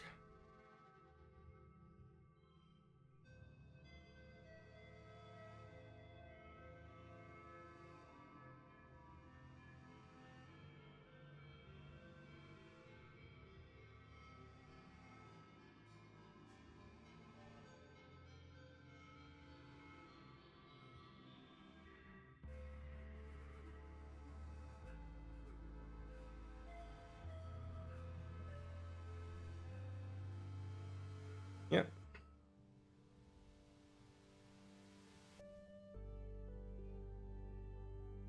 Yeah, it's dance. And yeah, who we go with? Let's go with Cal. Yeah, let's go with Cal. Cal grins and holds you at a respectful distance, his strong shoulders forming a natural dancing frame on your arms. You're a little embarrassed and you're so sweaty. Cal never words up a sweat, but he just laughs and compliments your natural glow. On the dance floor, you bump into Nem and Vase, who stop dancing and stare differently to sucking face. Cal rolls his eyes. Damn, after a glow of slow song, when we spins Conrad's music library to something with a little more bounce to it. The dance floor once more floods with bodies ready to gyrate the night away. The tunes are abruptly interrupted by Governor Lum's his speak, hijacking the feet. He strides to the stage, flanked by Security Chief Red. Everyone on the dance floor whines in unison at having some buzzkill adults stop the music. Lum just raises his hand and smiles indulgently. Look at you all, he says. Young pioneers, I look at you and I see the future. Not just this colony, but all of humanity. Catch a few people rolling their eyes. You've heard this before. Right here, good man, real good man, really the best of the colony. Shared his poem from the great Earth poet, Lum continues. Now, I'm not one for poetry myself, but damn, if it's not something I want to share with you kids tonight on the eve of something really big. Clears his throat and reads from his hollow palm. We cannot tarry here. We must bear the fruit of danger. When the youth Sinway races, all the rest on us depend. Interesting. Okay,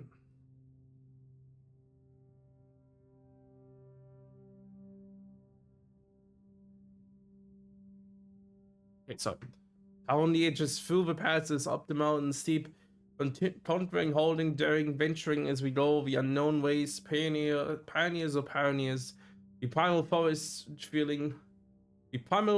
feeling, we the river steaming, vexing we and piercing deep, the minds win, we the surface broad surveying, we the virgin soul upheaving, pioneers. It's bullshit. It looks a little pained, but Lums continues. What do you think this poem means, kids? Yes. Does it mean we should sit here in our colony, politely waiting for his planet to make other space for us? He clenches his fist impotently in the air. No! He exclaims. I mean, we need to get out there and we need to grab Automna by the balls and make it respect us. Points to you specifically. I need you with inspiration to lead charge with our planet, and you're old enough to now to defend it. I'm asking all eligible fighters to join squads, massing at expeditions to get out there and attack those monsters where they live. Or taking the fight to them. No more hiding behind our walls. You to your left, Vase and Nam lead the cheering that erupts. Lum and Red leave the music and the music spins back up again, but only few die-hard party goers still want to dance. Everyone else is broken into small groups to discuss the announcement. You're sad because we just get any. I'm angry. Yeah. This is bullshit, Cal exclaims, causing a few heads to turn. We're not even going to try to figure out why the animals are attacking us. It's going to kill. It's going to kill. He raises his arms over his head. Are we supposed to be better than that? This lead agrees, though. Much more quietly. I don't even know what's out there. We don't even know what's out there. Matters. We have no idea what they're up against. The party fizzles out as everyone drifts away from the lounge. Return to find your dad has stayed up to make sure you got home safe.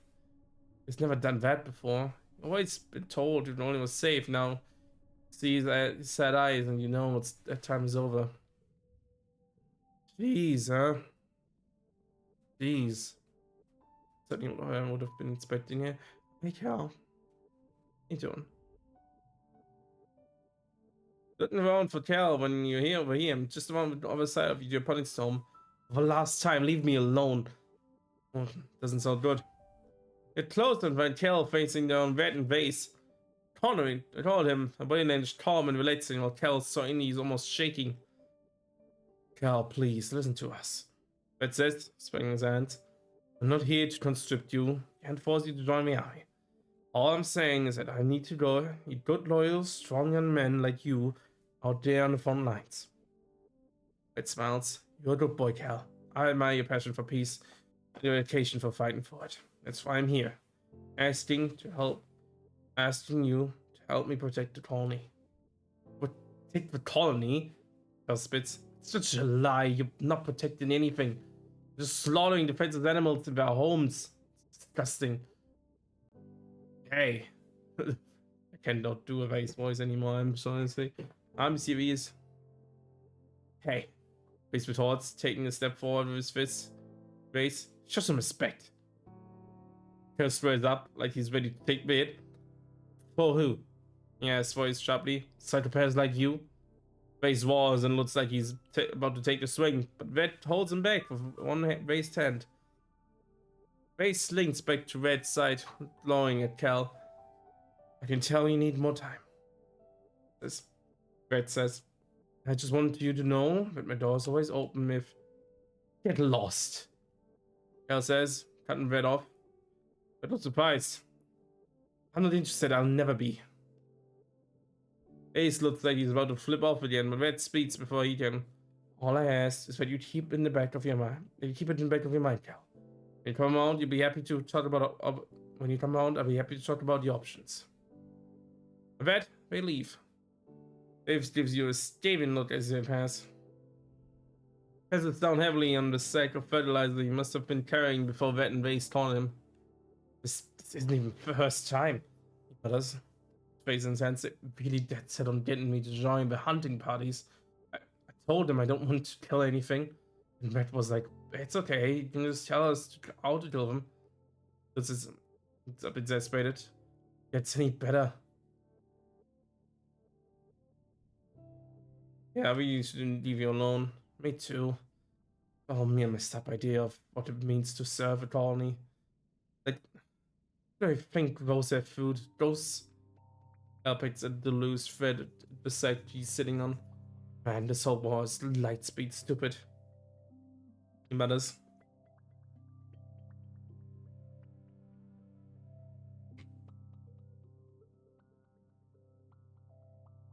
Numbers people are crashing in here and think they run this place because they have bombs and guns and nobody stopped to think it. Like, maybe we're actually invasive species here. Yeah, we're even harming nature. I'm glad you agree, Cal says. I just feel like we need to showed up and plopped ourselves right in the middle of a food web. Continues, and we don't even think for a second about the chaos that could have caused the ecosystem. We owe it to his planet to do our best to try and understand. Cal showed us something sign. He pushes himself to his feet. Man, I wish I could still talk about this stuff of enemy. Says, slinging back the fertilizer over his broad shoulder again, and see why Red wanted to get him in the defense force so badly. I miss her. Cal admits, I miss what we used to be. I missed that we used to be so close when we were kids. He shakes his hand, but she's gone all human supremacist now, and I just can't stomach that, you know? Yeah, the death of her brother really changed her. For sure. It sucks even more. Hey. Hey, no more hard look here. Okay. Hey, how you doing? Do you have anything right now that's collectibles on me? Nothing, huh? Do I have anything out here? No, not even. It is. Give some people. Yeah, it's still too early. Let's see. We sure try to get persuasion up again, huh?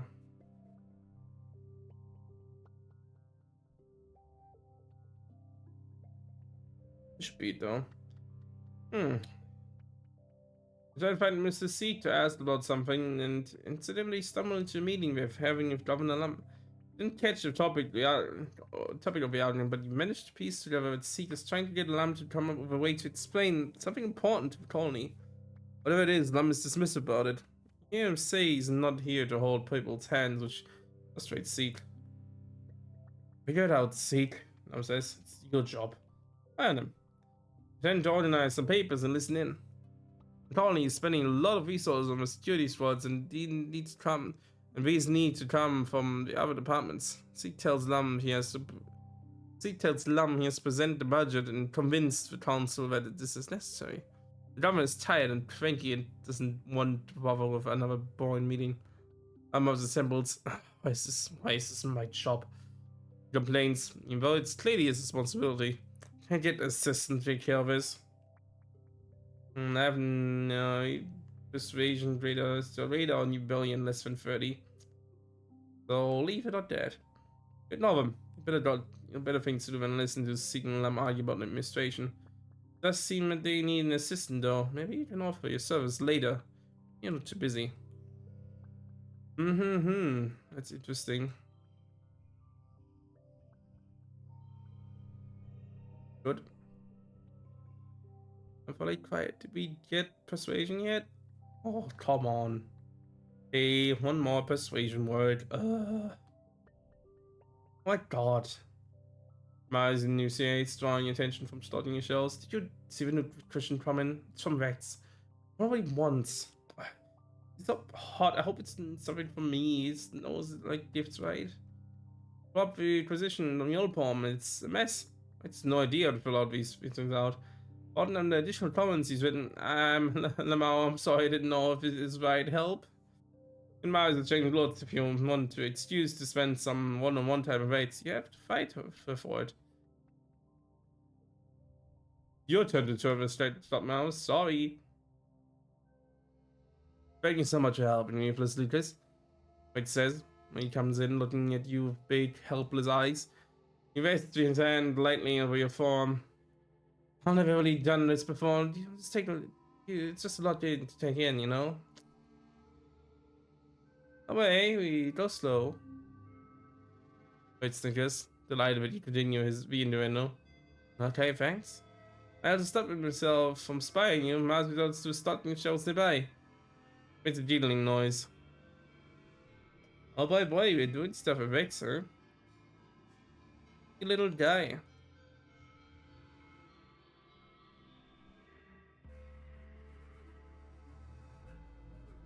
You little guy, huh? There you go, new perk. Social cards. Cool. See something good. Oh, hey, Rex. Love the sound of laughter. If I know me, it's playing catch. Or maybe the word for the game playing is more like fetch. When he throws the ball as far as he can and makes tears after it, climb and leaping over anything in his way, like not even there. It's hands the ball by Nomi, and Nomi winds up to throw it again. At the last second, they palm the ball and hide it under their arm. It barrels off away from Nomi with his ground-eaten stride and gets very far away before he stops and looks around, confused. Looks back at Nomi, who wiggles the ball at him and bursts out laughing. Nomi! Shouts, running back at them. He picks them up and hauls them over his shoulder, and Nomi shrieks with delight as Rex spins them around. Here kids in a crisp uniform pass by, glaring harshly at Nomi and Rex. Rex sits Nomi down and spots you over Nomi's shoulder. But hey, Lucas, says. Nomi turns around and gives you a stunningly bright smile. Rex slings his arm over Nomi and Nomi lays their hand on his shoulder. They're both breathless and beaming of happiness. What's to do with you two if you're hell your friends? Rex and Nomi look at each other and stick out their tongues. They aren't our friends. Rex replies, shrugging. All I want to do is act like mindless little soldiers and measure each other's dicks. He rolls his eyes. So many more fun things to do with. Nomi thumbs at his chest. Don't be gross. They whine. Sorry, Nomi. I just mean, we don't need anyone else. Since we're just kids, it's been me and Nomi here. I'm my best friend. I love him like my sibling. Nomi smiles shyly and hides her face. It's my friend too. Aw, buddy. Rex coos and wraps out his whole body around Nomi's smaller one. Kisses them nosily on the cheek, snuffing into their hair, while Nomi shrieks with laughter at him. We always the odd ones out in Helipos, Rex says. People thought we were weird, you know? Probably don't see it because everyone is all so awesome here, but compared to the rest of those smart point shirts, really stuck out. I'd rather be different, but me like them. He looks down at Nomi and beams up at him. I got to be different with my best friend. It's awesome. We just hung out together and had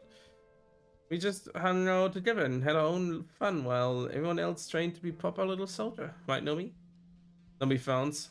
Like Vase and all those cronies, they say. It wasn't all fun names. Like shudders Nomi and strokes his hand through their hair. I know. He says, But that's in the past. We don't have to grow up to be soldiers. You don't. Too many. There's so many more people to be friends with.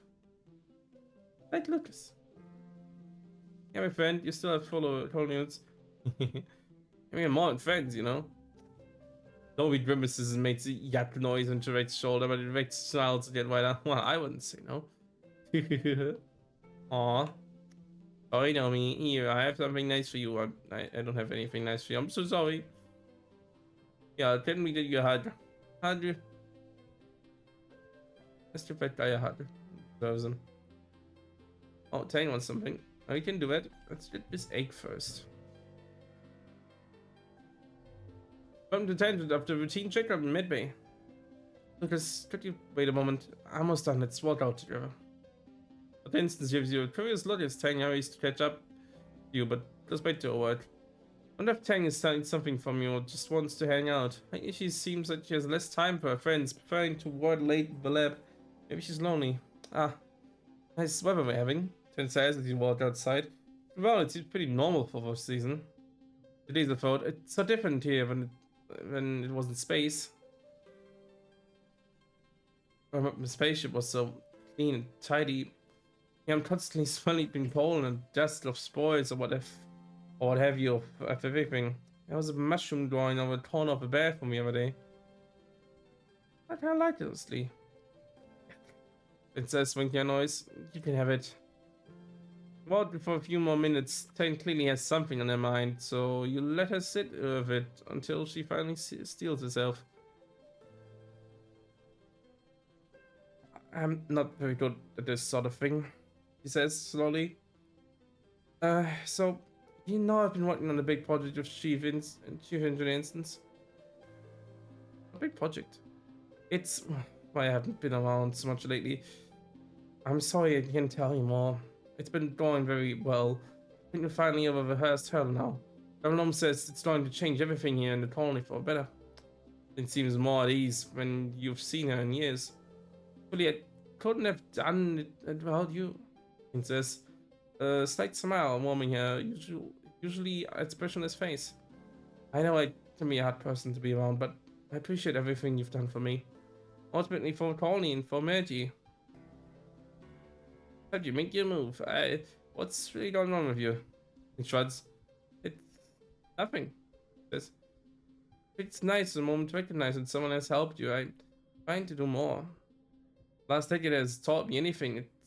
But you don't want to wait until it's too late. He smiles typically. Happy to help a friend. Okay, yeah, she definitely is like advancing me here. Best way she can. Didn't make my move. You and Tang find yourselves alone and pair from engineering to the quarter wings. It's closer to Tang as you walk. She doesn't seem to notice and moves away, maintaining distance between you.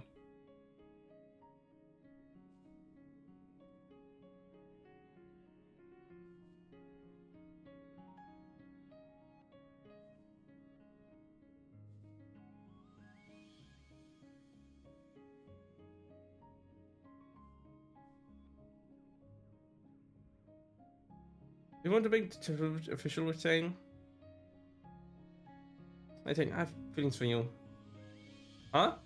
In replies or pausing. After a few seconds, he snorts and turns her head to Lydia. Wait, are you confessing to me? Lips felt. Why? He shrugs and slips a hand into her left cup. I don't I don't feel feelings. So just like that. You don't understand. I'm sorry.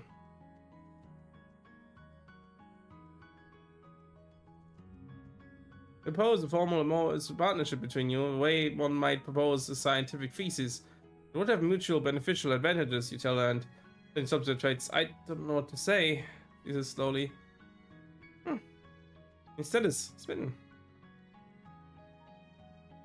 You're taking a different you are taking a different tack this time. She gives a small involuntary smile. Learning. I know what. Yes, you know what? Yes, you're entirely right. I like you, and you like me. As I mean, stop us from pursuing a relationship. Well, even make out. Lean in, press your mouths together. Tane's lips are a little dry, and she smiles when you kind of stick together. Almost acceptable. Jesus licking her lips. She brings her hand to your face and guides you towards Leads you together again to kiss, but into okay. Brings her hand to your face and guides you together again into a kiss that's much better than the first one.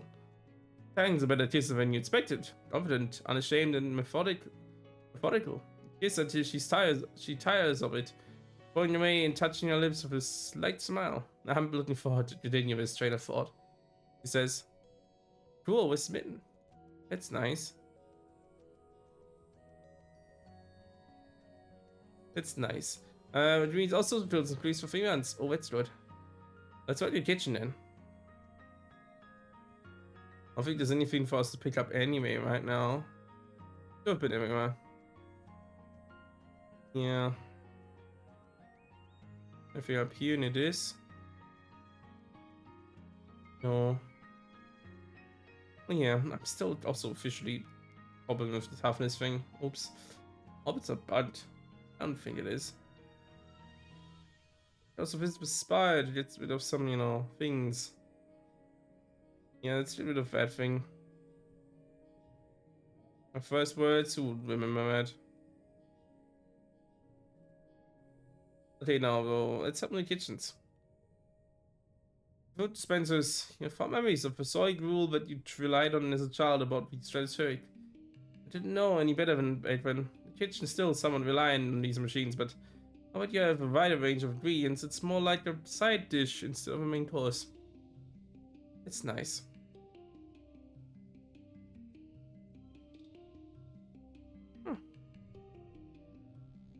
Nice.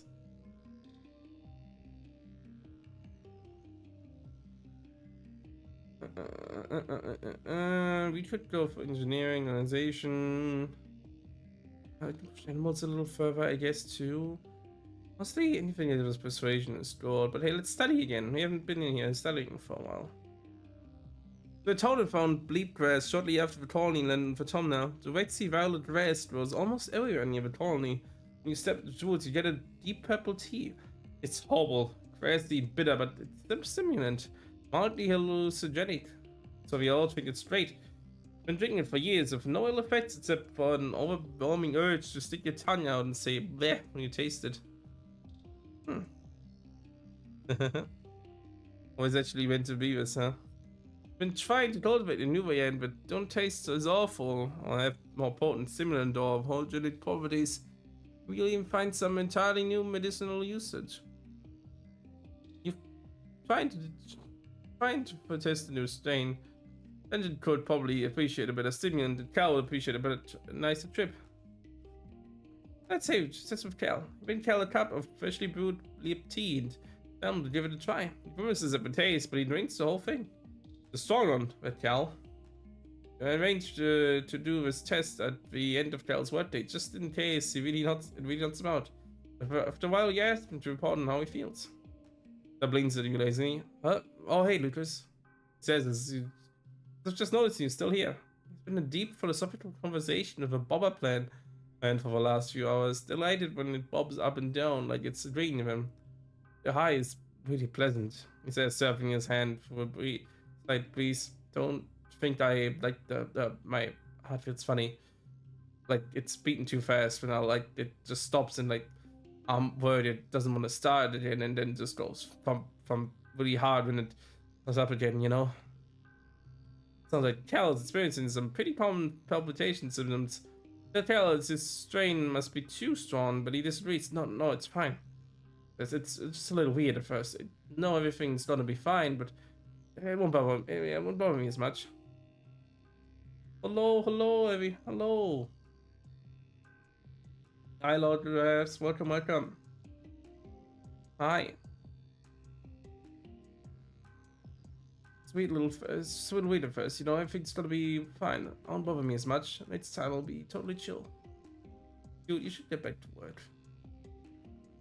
I should bring donuts. Oh, hello, hope y'all are doing well.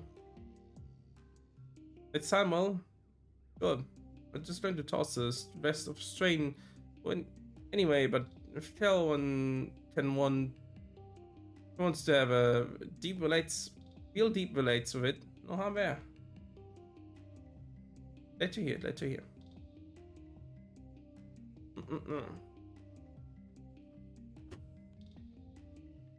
What's a good one? Oh, oh, also, I guess.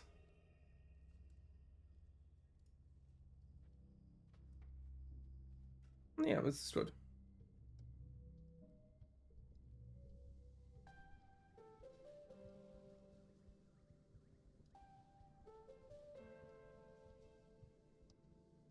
So we did. Let's see, what else can we do for the rest of this month or rest of the season? I guess. Go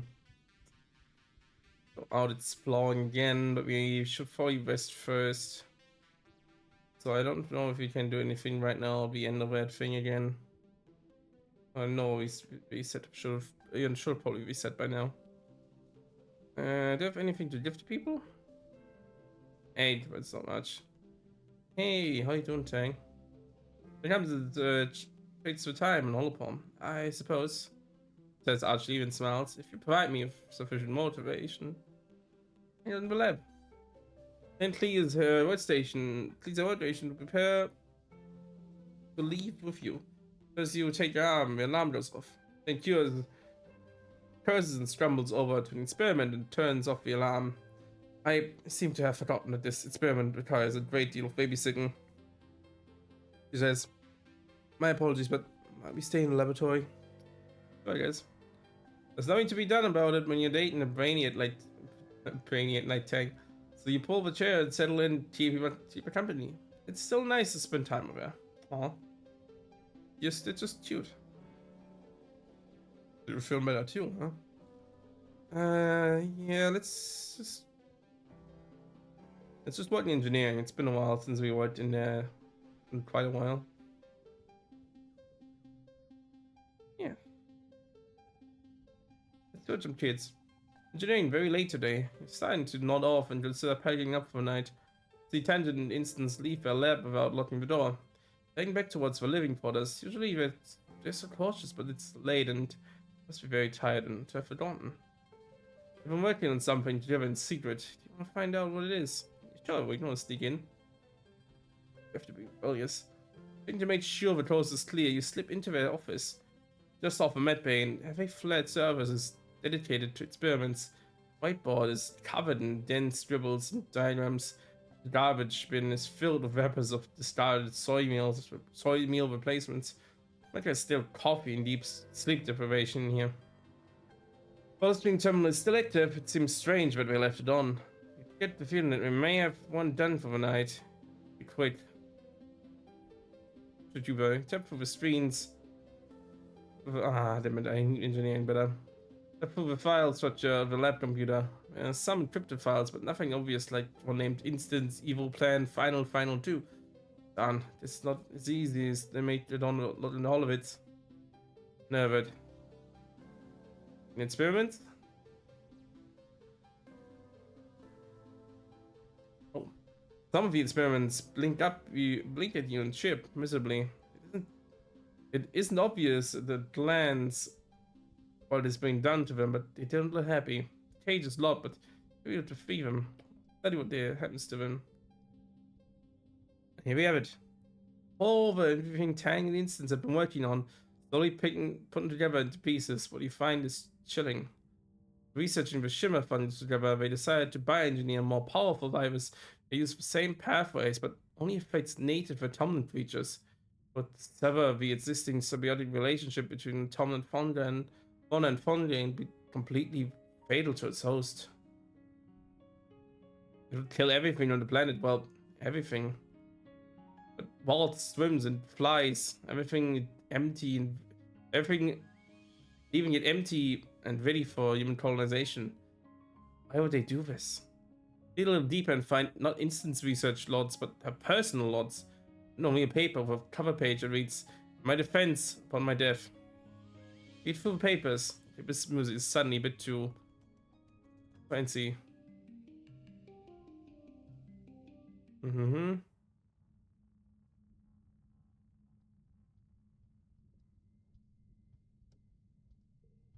Read through the papers and much instant details.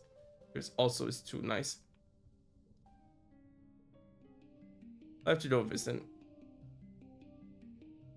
Beautiful papers and instance details being approached by Lam shortly after Helio landed and took control of the council. Helio had been sent to retrieve Congress and bring her to justice to justice the people who stole her, well, Instance family. Huh. But also Hell and your mother. When we realized they could never return to Earth, Lam became interested in Instance research instead, particularly her research into atomic ecology. Under the threat of execution, Instance was essentially forced to pivot her research into finding a way to cleanse the planet for human colonization. Writes that she tried to shield the other scientists from her work for her protection, but she couldn't keep the secret for her apprentice Tangent. She speaks highly of Tangent, almost as a mother would talk about her own child. It grieves that she couldn't protect her too. Scanned copies of missives. At least you have evidence now. Oh boy. Oh boy, huh? That's certainly something. That one's unchangeable anyway.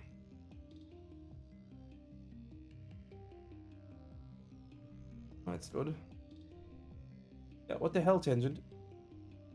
Pan seems especially troubled today. You invited her on a long walk around Vienna Mall. That's Tang's thing. Thinking waltz. Thinking waltz. Touch it, you know her that well. She talks in fitful bursts, then lapses into long silences. Finally, she stops and puts her hand on the wall like she's bracing herself. Something has been bothering me, she says, clenching her other hand at her side. She collects her words with a great difficulty. Is it more defensible to do something that people wouldn't approve of? You're doing it in their best interest? What if you don't have a choice? Hey, I know about the internet plague. And smiles, though, but doesn't reach her eyes. It's only a matter of time, I suppose. Says quietly. Sometimes it seems like you know it's everything that goes on in the colony. Thank you, Jen, for your help. Things were very instrumental in overcoming several hurdles, whether you knew it or not. Mr. Union instance, it meant genocide to Andrew. But you know, and this is terrible idea. As a friend, please don't do it. Wait, friend? That implies incredibly. A real friend would understand why I have to do this. I have to protect Dr. Instance. Protect the colony. Pulls herself off the wall and starts walking away from you. A few paces away, she stops and her shoulders slump. I don't want to do this, Lucas. Yes. If I don't help Instance, well, I'm just going to kill her. Colony needs her. I need her. I don't know what I'd do without her. Nice. I don't know. Maybe we can convince him to stop. Kang scrubs her hands against her eyes and turns to you. She looks so impossibly tired, and for a moment, as young as she really is, almost forced us to work on the virus. Says, I don't know what to do. Find a way to convince him, but us throwing Bill Fair will probably just be bad for her. Visit command to put a stop to Chief Engineer's genocidal plan. Taylor will bet you up. That's good. Definitely do that as soon as we can. Haven't taken a look around colony yet. Let's see, do we have some stuff to pick up? Oh, it is. Slides you down outside the gate. He's covered in dust and grime. Must have just come back from expedition. Hey, Lucas. Says, have you seen my sister? I went to drop off my gear for our quarters and it's exactly the same as I left it. Sent her a message on Holo, but she left me on bed. Back with her a lot, right? Is she okay? She's not living in the lab. She's literally waiting in the literal plague. Ah, sure, plague right. I know my sister is a huge bitch. But she's literally not an evil genius. Oh, thanks to her world, seriously. Stop messing with me, we're too old for that shit. I'm not joking. I don't know what to bring it to you, dude. Also, this is pretty funny. I don't remember ever having done this. Not in this way, at least. I don't think I had to tell people about it. But, yo, serious. That is what they're working on there. You know, I didn't give this quick summary of what you've learned and how. At the end, he's gone pale, he almost looks green. I won't believe it. If you're saying it's true, it'll kill everything on it. Not just animals, even just hormonal pathways are integral to all life in Autumna. There's no idea that she thinks she's so smart, but she's always been too proud to get out here, around the dirt, to see what's really going on. If we release the virus, will be the end of everything. Takes a few steps away and looks out into the wilderness, covering his mouth with one hand as he thinks, I'll take care of this, says quickly. What are you going to do? Starts and lapses into silence. Stares past you at the engineering building. Just sit here, Office Lucas. Tell me. Lying down for bed, checking with Tangent when explosion what's the colony. I maybe shouldn't have let this need to know that. Whoops. Explosion what's colony. You're pelted by knickknacks and mementos falling off your shelves as the plastic rips through the living quarters, in the air from your lungs. Ears are quite ringing when you run out of living quarters, passing people in various states and undress as you all filter outside the shop. Outside, you greet it with the acidic smell of burning plastic and metal. The engineering building is on fire. Laboratory and medbay wing is completely engulfed by flames, smoke pouring from the open door. Congress's fire suppression system is doing its best, but everything is toast. Engineering equipment passed, live experiment, chief engineer lab, and personal research all destroyed. There's symbols of the engineered virus, probably. Everyone over knows if you're sure. Case. Payne pushes past you, getting a few meters closer to the flames at the entrance before she falls to her knees and clutches herself. Steps forward as if in trance, a dark smudge of silhouette against the fire building, blinding orange light. You look around and meet the eyes of Chief Engineer. Looks impassive as always, her jaw set as she watches the destruction of her work. But of her words, they won't be releasing the virus anytime soon. The almost colony defense. It's the somber. He wanted to help construction crews pick through the rubble and sort through the repurpose for the settler. Having left the lab, but Dr. Enser's experiments, losses incalculable. More gene engineering, obviously, but also among the casualties are other more mundane projects like agricultural research and medicinal plants. It can be repaired, but it may take a while. Check on your friends. Everyone's stunned and feeling the grief pervades the colony. Council members do a head count of everyone with visions. By midday, an announcement to everyone holopalms. Unbelievable. Only a few burns and only minor injuries. However, this is missing. No one's found the body yet, but great wariness of the council concludes that this must have been caught in a blast. Most of us is scheduled for 1 week from now. Responsible for his death. The team must have started with fire to protect the planet. This is engineered virus. Took care of it, alright. This is not what I wanted. This is not at all what I wanted. This is far as hell not what I wanted.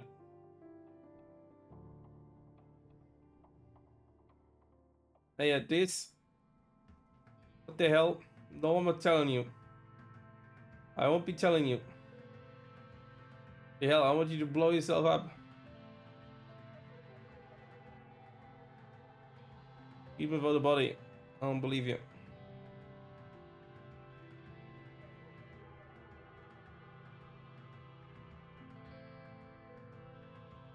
I'll tell other people about it. Whatever, I'll just go put a step saying this stupid project. Tangent's goal is with you to confront them and she looks scared. I was alone the bitch. This is your chance to try to convince him to change course on his genocidal virus. Lam looks up from his hollow palm as you enter. What is it? I'm busy. And then raises her chin to take the breath to steady her nerves beside you. I hope she's still willing to go through with this. You come along, but you know everything about the bioengineered plague he intends to unleash upon the planet. Or he's pressed Tangent and Instance and Tangent into creating it under threats of death, and how it will kill every living thing in Autumna. Listens intensively, his face growing colder as you speak. When you're done, gives you a stern look. You don't understand what you're talking about, Lucas. He says, I'm a governor here, I make decisions, not you. I have evidence and I will tell everyone. Show me what you found in Instance Lab. All of her notes and recordings, even her personal logs about her concerns on how they have managed to find a way to neutralize the dangerous fungi without causing a complete ecological collapse. His face looks red, but he's uncharacteristically somber. I don't know how he got this, says slowly, but it is damning. Thank you for bringing this to my attention. That's it? Yeah, it's sprayed a lot. Means you can go. The orders. Leave me before I change my mind and throw you in the brig on espionage charges. Averted what could have been, the complete destruction of the Tom ecosystem and saved Instance life. Breathe a little easier today. Don't think we're done with Lump right now. I don't think so. Hey, here it is. You got in, huh? Adrian. Yeah, sorry.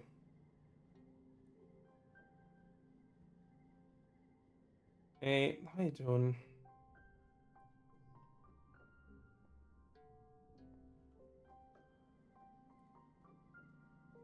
Hey, Nam, you like a flower? Oh, that's it. That's good. I want to make something. Oh, it's a cool card.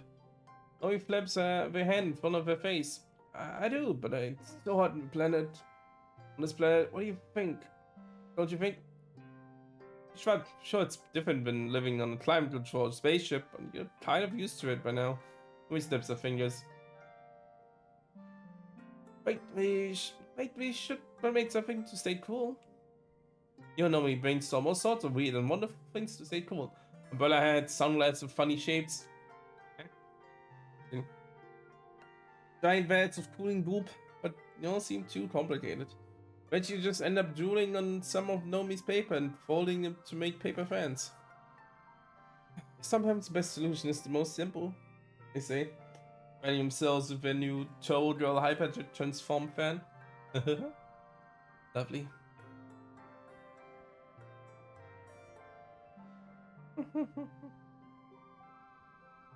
Let's see what we can do some more research. In fact, mushroom cells are way more similar to animal cells and plants. Especially in Vatomna, where everything is at least a little bit fungal. That is true.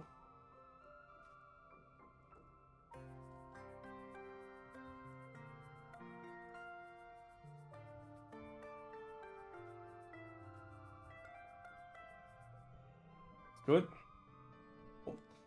This year's Vatomnalia is ushered in with a big military band.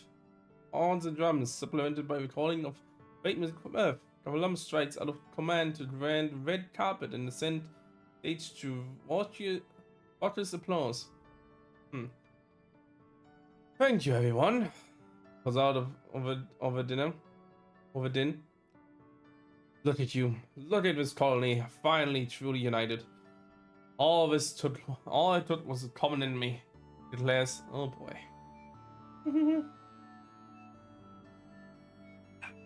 Forget to drink your water, everyone. Hey, I look at you beautiful people. You strong people, you good human people, and I see a fire in your eyes. Courage in your hearts. The colony that's ready to win. The colony that's here to stay, Vatomna. Do you hear me? He raises his arms and roars. Do you hear me, Vatomna? Humans aren't going to hide anymore. Some gestures to Chief Red, who joined on stage and continues. Virtual fugitive colonists got wrong. In old mythology, Vatomnus was the god of cultivation, not a rampant growth. Clenches his fist, hand into a fist. We need to clear that field before we can plow it. Something won't be safe for human life until the aliens are eradicated. He crosses his arms and nods in disagreement.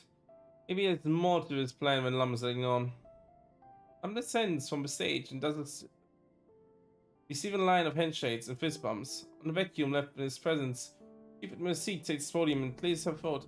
I want to announce that this will be the last year the field festival contests will be held. What? Whatever. I suppose that like what? Probably been more anti. Well, sound of protest rises from the crowd, and near the front, Lamish just struts theatrically in mouse. Bolt. She looks down at him poignantly and continues, "This war will use our colony resources at a tremendous rate, including the most valuable time." Sam takes the stage again and sues the crowd. I do have some good news, he declares. And today, we call is going to be granting requests for people who want to have children. Remember, burst through the crowd. Yes, that's right. Time to start the next generation of autonomous and secure future for our children. Pumps his fist. Yeah, humans. Anyway, about this one nature. I think it's stupid. I says immediately. I know survival is important, but we don't have to kill things to survive here.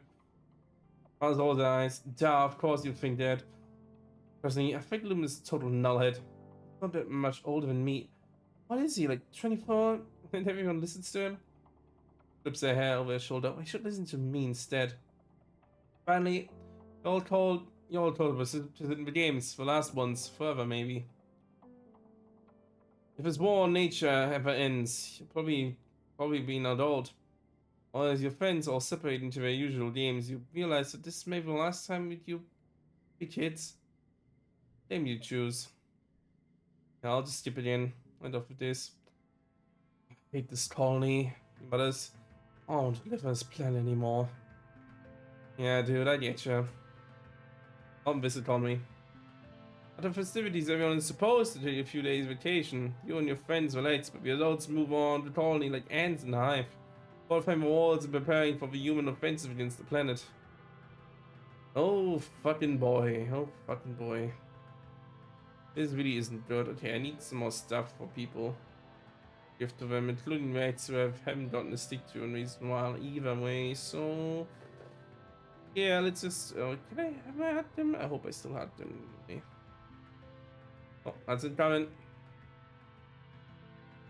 He's so cute. It is.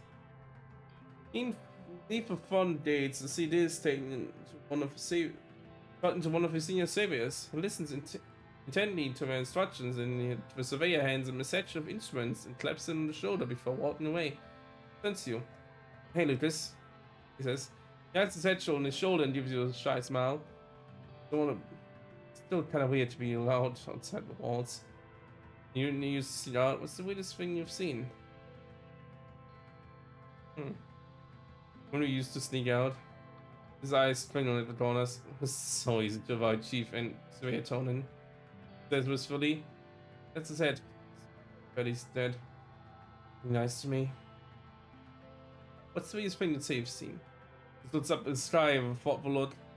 There's this big rock in the western ridges that almost totally flat on top. When you get near it, it makes you feel happy. Well, it's so strange, and we had to leave. First time I went there, I laid on top of it for so long that I almost missed the transport back. I know it's my job, but I haven't told anyone about it yet. Oh yeah, technically it was the event of him, but you know, you can't know everything, I guess. You can't know everything.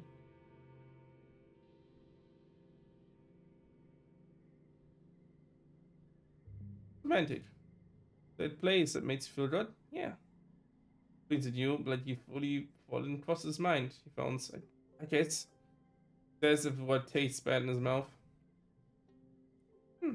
Let's be busy. So you say goodbye to him, let him go back to his work.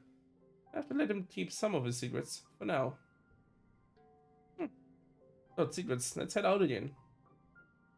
Back to Ridge, I guess, is good. Perception engineering?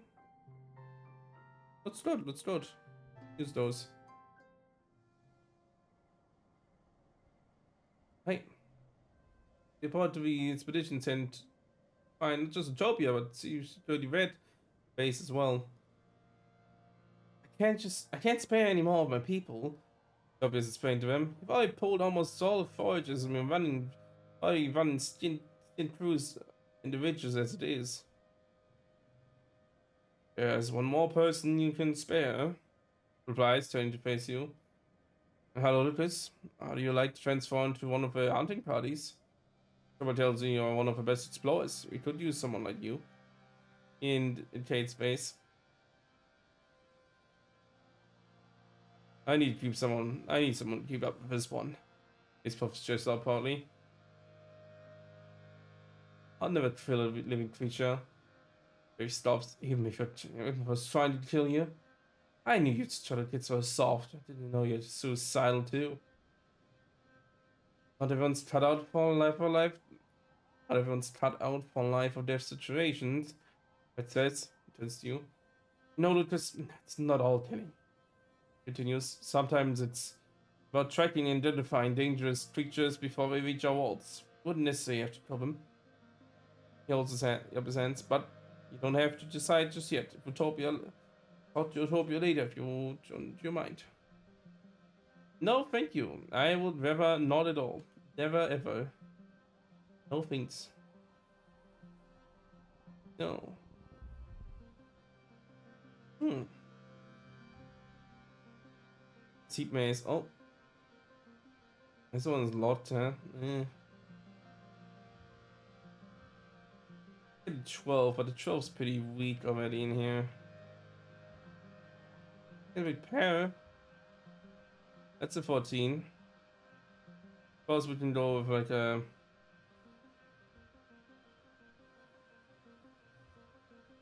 16. 16 sounds good for now. Still, we need to get better.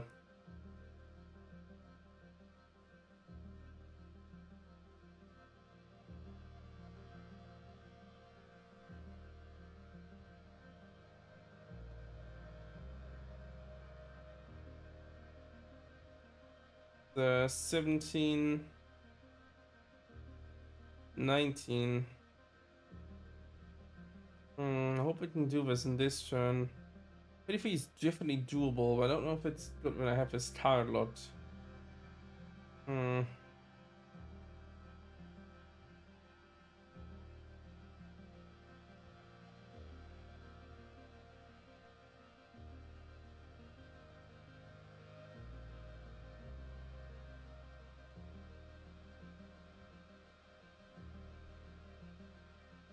That's better. Hmm. Oh, this is different. First you move, first you match prepared. Yeah, of course. See? Right, you see them. It's you! You're letting, hey, you, and waving your arms, jumping up and down. This is nuts. Mouse fades up and fades away before you can do anything but stare. Really you, from before. Yep, if you didn't see it earlier, we already had this event where it was like this mirage appearing in front of us. I was just copy of it without thinking about it, and then I realized just now, like, wait, this is the other side of it. We just saw it again. That's weird. Okay, it's just different here. You don't need to spend our time to befriend the locust. There's not much it needs from us. Yeah, we just run because it's not raining actually, it's piss. Just what the game says.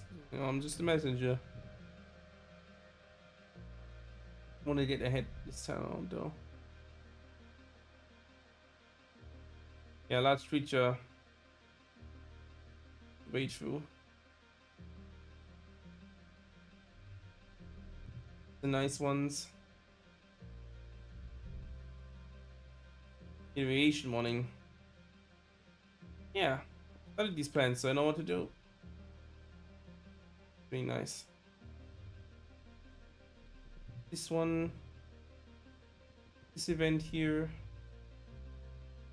Investigated a weird squeaking noise, eventually coming, following it to its source. An undulating swarm of seal creatures were given on the cliff above you.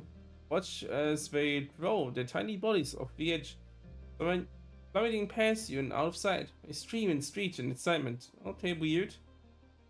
It's the Finji. It's the Finji creature. That looks like the Finji icon of the people at the publisher of this. Yeah, look at them. That's very silly. Make your way down the slope, finding a second herd of miraculously unharmed weasels at the bottom. Watch them. One lands on your head and shrieking initially goes to join, and shrieking instantly goes to join the rest of its kin. Ouch. Gaining bounce weasels. Oh, is that never its value? Ah, it's a new one.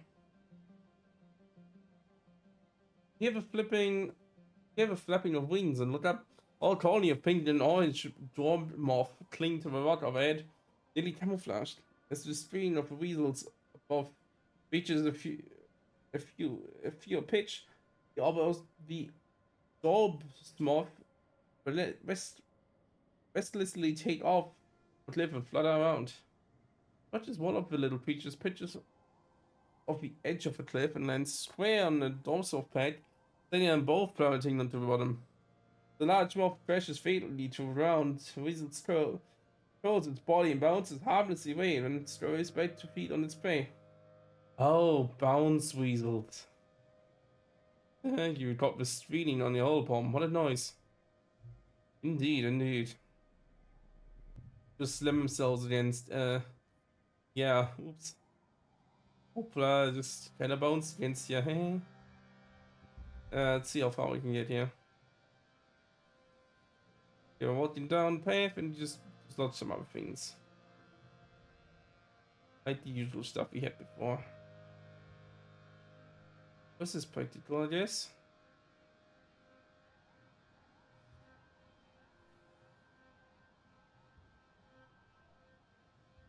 Yeah, 456 because it's also also trial, so it basically is all of the things it could be. But the aim of that.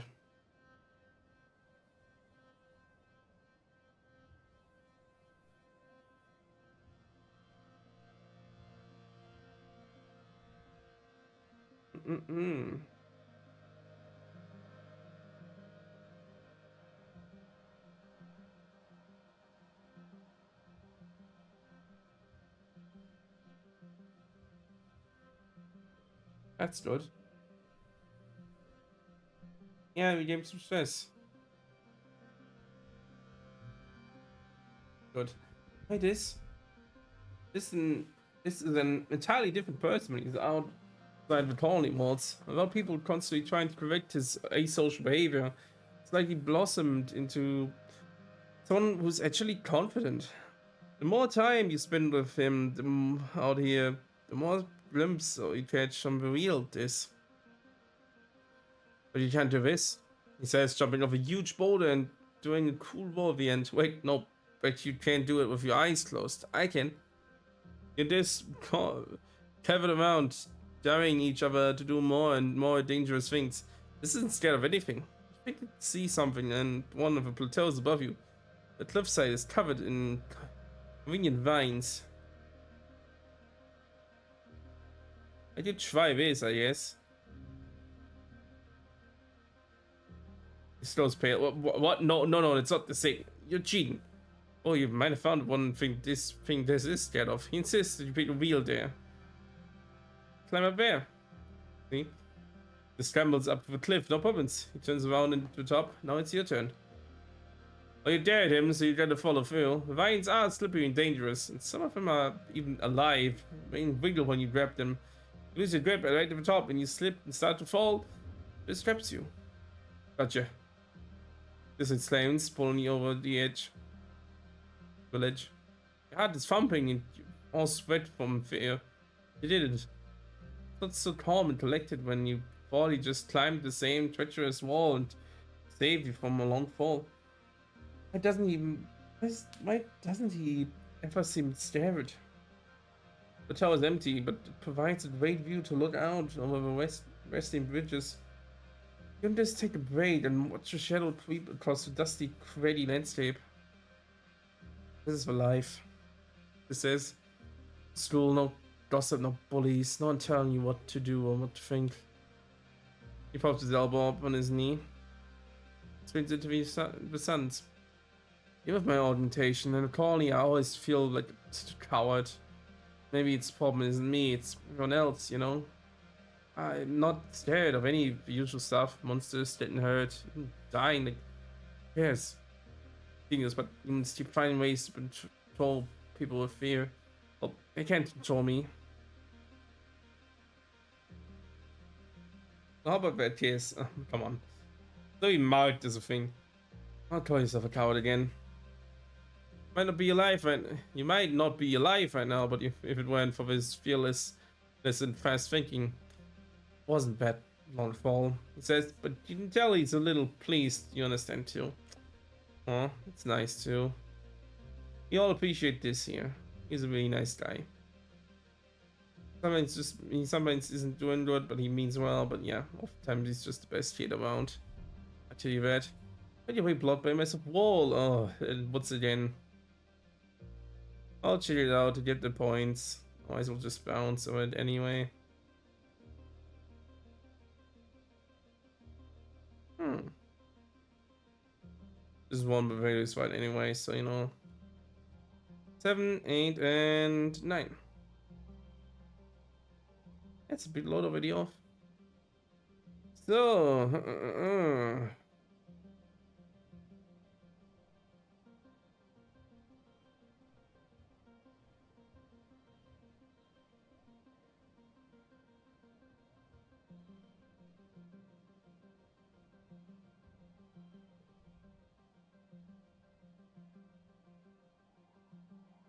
there's all the physics cards, so that one's not really as useful, but sure.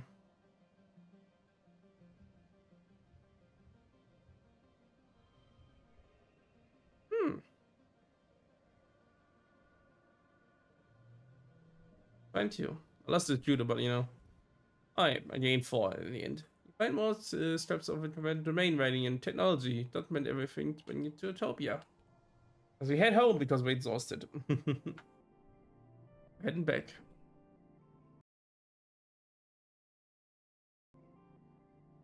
Okay. It's good though. Precision engineering though. Always good.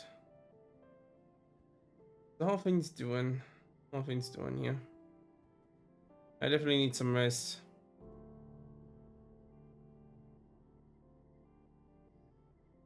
Want to pick up a few cheese. No thank you, I'm not doing that. No lord for you, unfortunately. Need to relax a little. But Tsunomi are teaching the other kids and sound remembering game we learned from the Helio. Everyone takes turns adding the sound to the pattern, but working backwards and making the same sounds all the way backwards to the beginning. Word starts with humming normally adds the sound of rustling leaves, and repeats the Cal adds the whistling noise to ship it, then the rustling, then the It's this turn. He adds an ear-pitching screech like a bounced weasel, and then everyone holds their ears and says, "There's no way we're adding that to the pattern." It's cute.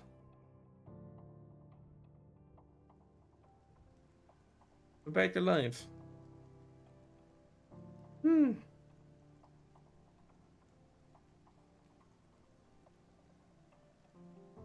Oh hey. How you doing? Don't for Waits by the Dutch side, but Waits finds you first. Take a look. Return to the source of the yell. Waits is barely going towards you and arms outstretched. You have about 2 seconds to decide to act. Have to leap into his arms, of course. Ready yourself to launch into a base. Catch a glimpse of Waits' delighted smile as he scoops you up in his strong arms. Lifts you off your feet and swings you around, laughing. Hey, Lucas, he exclaims. He holds you easily against his chest. What's a good person like you do in a place like this? Give it good boy, mates. Aw, I'll give it a cheek. Just using the cheek. His cheeks is warm and soft, and you feel the curl of his smile under your lips. Sets you down on your feet, cups your face in his hands, and presses a friendly kiss on your forehead. Nice to see you too, Lucas. You think you're starting to understand this strange Helio boy and his love for heights. So, Vic's asked, crossing his arms, what you looking for? Where you looking for me? What you need? Aw. This was having fun. I still hesitate to the side, like, what? Still wouldn't hang out? Like the sun. Oh man. Everyone's like, normally yes, for sure, but I'm totally super stoked to work on the build today. You can come see what you're working on. Takes an tour on the construction site. He's straight company and basking his excitement is a pleasant way of spending the afternoon. When you say goodbye to him, so back to work, you feel a little bit lighter. That's cool too. That is lovely too.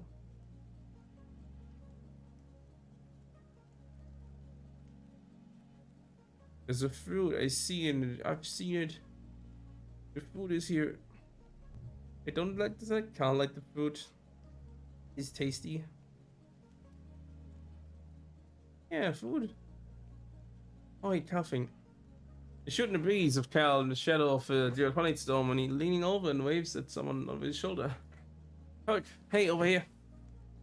Huck jogs over to you. He's a heavy-set adult. The two sprawling up his arms that makes him look like he is made of marble.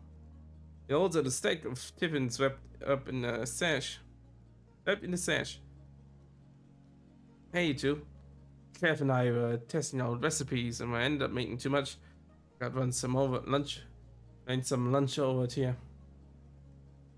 He takes the tiffins and opens the first one. Until dull. He slams, inhaling deeply. No way. Third looks proud.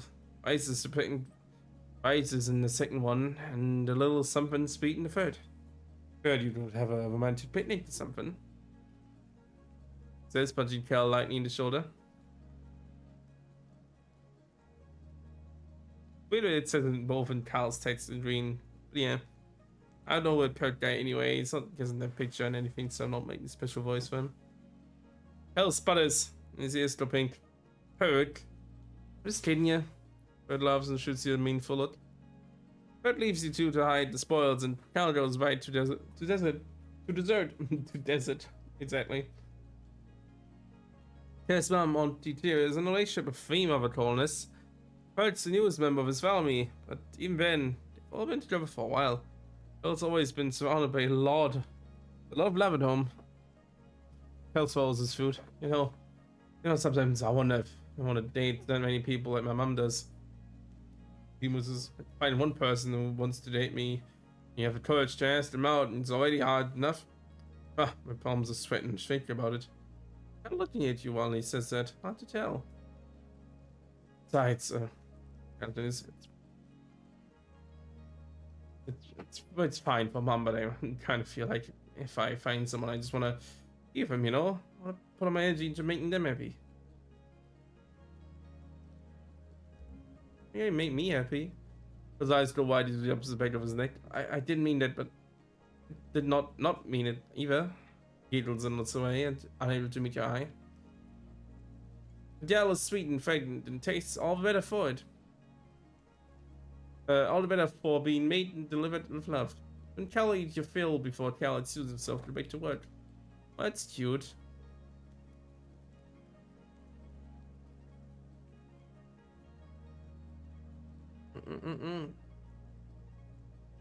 It is a pretty sure I have another device for you.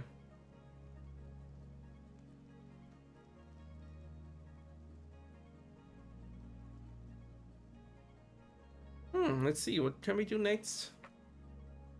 Right, we have still stuff to do out in the fields. As events remain, 6 selectable remaining, boss event remaining. Cool.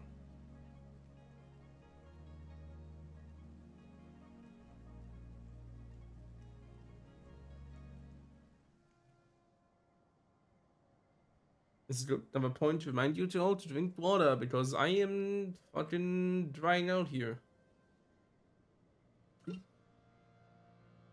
I will open up the window because it is getting warmer in here. It's called 26.5 degrees here. Oh my god, yeah. Oh. I love warm. Oh. No. Oh, that's already really good. Fresh little breeze. Oh, it's so good. Yeah, hope you all are doing well in the meantime. Hope you all are enjoying your cozy Sunday. That's what I like most about this. Having a chill time.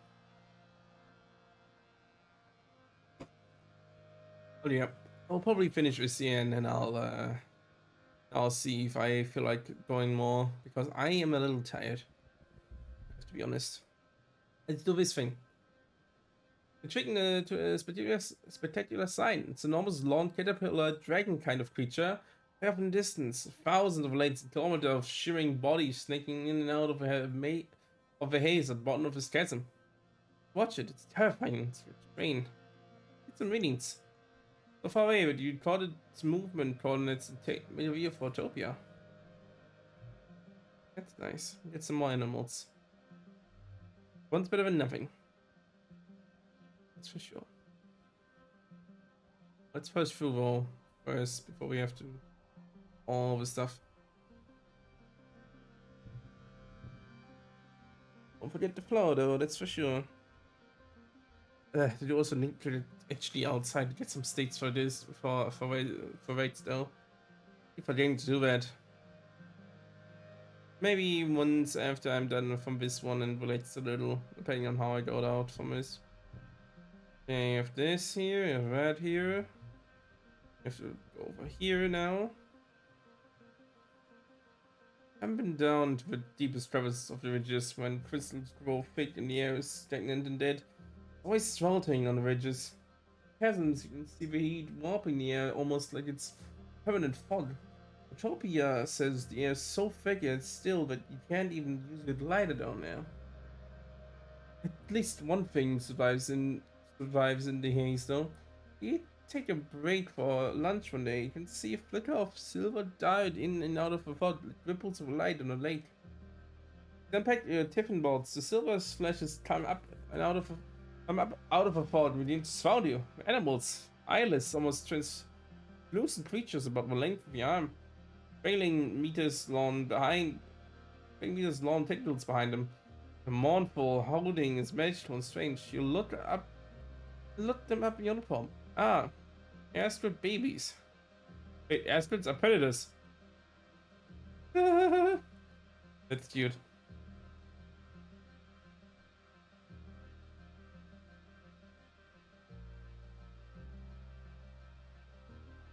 Fine, 44 is really doable.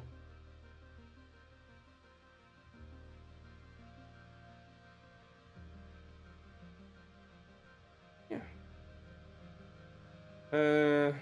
Yeah. There's 24 and there's 23. So 24 for now. And without losing, fucking 20, it's very doable. So, start with 1, then the 2, then the 3, then the 4, and then the 5. Yeah, super roll, let's go. Find some mods and keep perfectly still as the creepy creature floats around past you. They don't seem to be hunting for food. You're on the way from somewhere. They suddenly turn back and zero in on your location. Find yourself surrounded by tourist baby asteroids. Tentacles begin to pirates over the ground looking for you. You're not the beaten today. Give a Tiffin bold pain. No heed to the noise you're making as the rock clatters down the side of a chasm. As you run, you swear you run right past someone. Where did he come from? Behind you, you think you hear him make a low hooting noise. By the time you realize the asteroids are no longer chasing you, he's gone. Have a mysterious stranger sighting, huh? That has happened before. Something's very ominous is going on here. There's a... Ooh, 2 more. There's an event here. Maybe given you clearance to poke around the ruins in the secret valley. Stars, this place is neat. This thinks so too. At least we didn't have to climb back down again. But you can tell he's excited. Buildings are arranged in a spiral formation around a central point.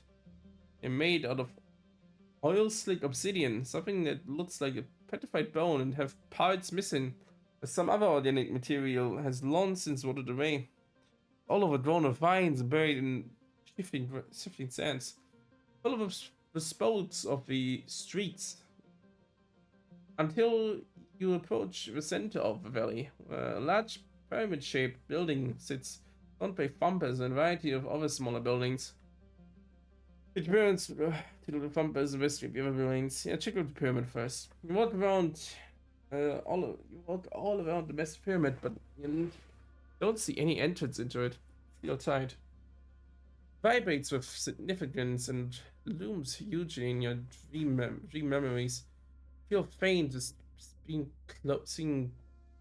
close to it, but this doesn't seem to feel anything. When he insists you give up and insists investigate something else, you don't complain. See, let's look at those thumpers.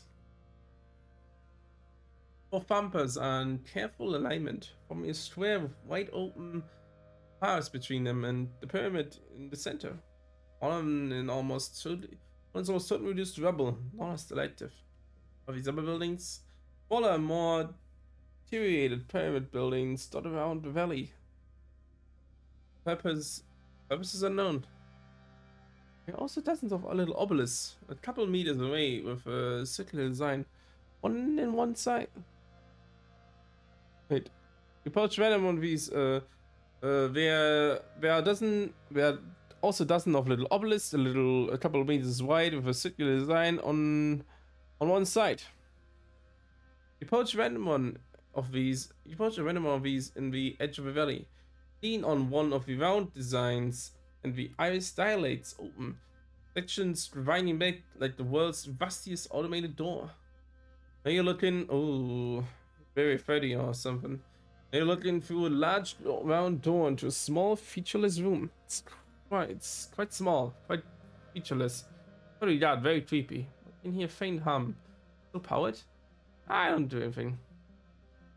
Follow the spokes of the streets until you approach the center of the valley, where the large pyramid-shaped building sits surrounded by thumpers and right here. Yeah, okay. Here it is. Can't get in here yet. Yeah, we need bravery 30, and we have bravery 29 or something. No, 23. It's not as good as I thought it would be. Do some armor minor events till we get tired out then. Yeah, it's nice what we stayed on with this before. Oh, we won't get tired out for a while then. I need bravery, not, you know, anything else. Oh well. We have time here, we have time. I know you need to get bravery up if you want to go into that thing. I want to see what is in there. If I didn't know it. Oh, leaf Lord Wind, huh? Great source. The readings from distance, triangulate them, and discover the source of wind. A met sports ball-sized crystal emanator hidden in a small crevice. Its method doesn't shatter like crystal. It almost looks like if it could have been organic. Some kind of defense barrier. Another weird mystery of the ridges. Apparently, yeah. Apparently it is. Or was. He did the thing that's over here, right? Oh, I'm pretty sure we did, yeah. We're good. Then we can go around.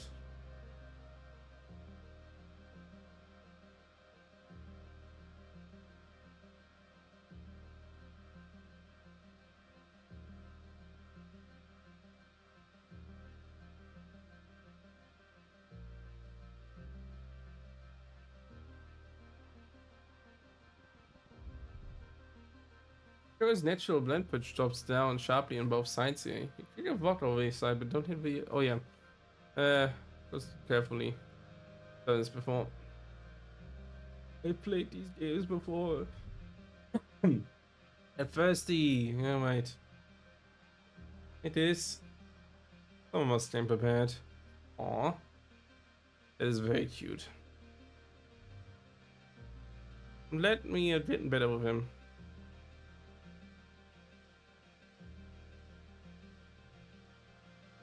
Time to go home. See what we've got. See what we've got. Thanks. I say it as if it wasn't always the same.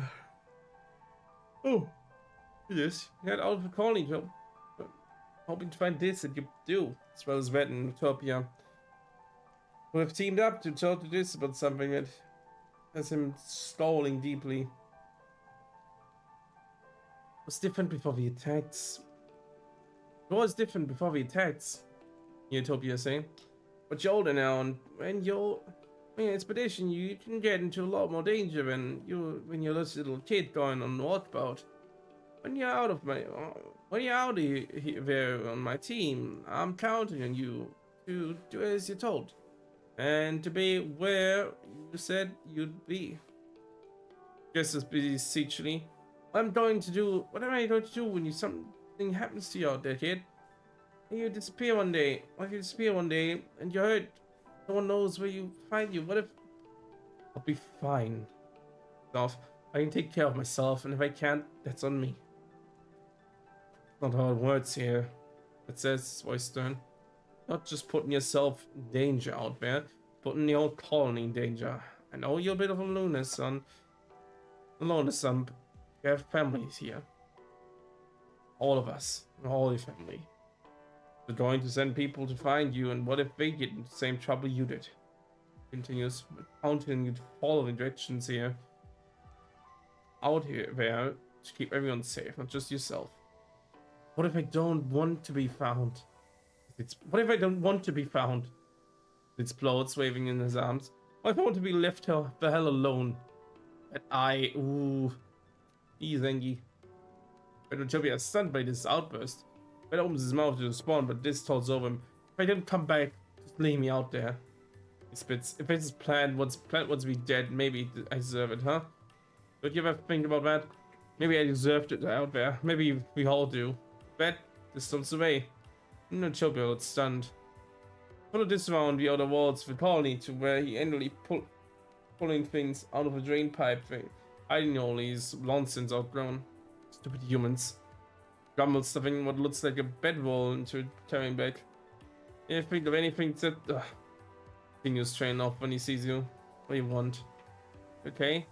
I'm great. Well, that's awesome actually. Yeah, thanks for asking. Not to pull things from his hideaway and throw them into 2 piles. This colony says, didn't ask to be part of it. I don't need it. I don't need everyone. I'll better be living in the woods like an animal. At least it's real. Reaches in far and pulls out a busted up looking mechanical device. His old alien communicator he made using gears he stole from the man. Jeez. Laughs. Because I don't need this anymore. Take me with you. Why? He replies, baffled. Come on, Lucas. You have a whole life here, a future. You have friends who love you. Don't fall that away. Just be with me. It's not worth it. Very softens. Look, maybe once I'm set up, okay? I'll send you a message if you really mean it. This finishes packing his stuff. He's going to Jeep. Barely mounts to a full backpack. He straps it onto his backpack and nods at you, determined. Did I tell you my full name? He asked seemingly randomly. Oh, you didn't. This smiles a little at that. With the corners of his mouth. He has a self-depreciating laugh. I probably wouldn't have. It's nuts, honestly. It's this me.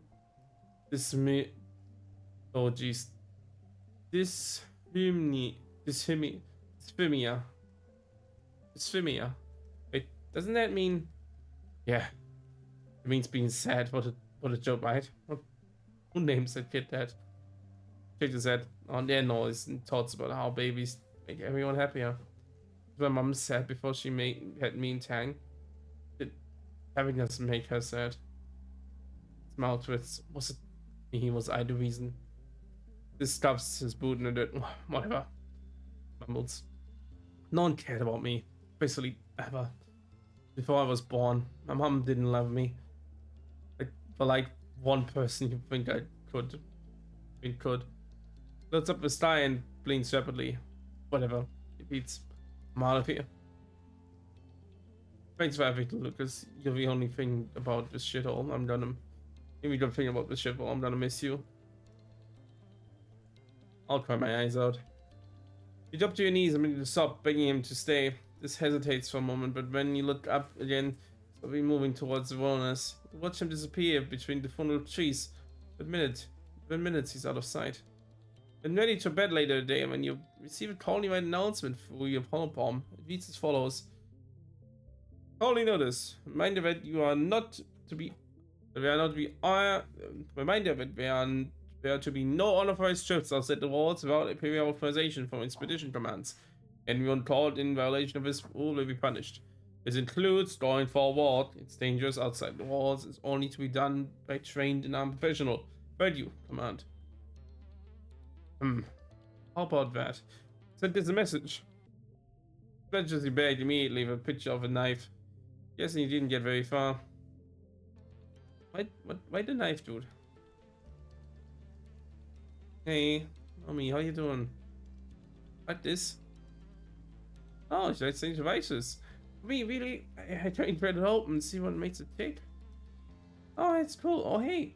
Right, know me in the lounge, flanked by two holostreams and doodling in a sketchbook with real paper. Holostreams playing an animated sketch show, while the other is a wall of text that looks like it might be a translation guide of some kind. No attention moves between the three easily. They see you, they jump and quickly close the holostream, setting up straight and clutching their sketchbook to their chest. Oh, hi, Duchess. The needle, bum in the back of her head, Shawnee. How you doing?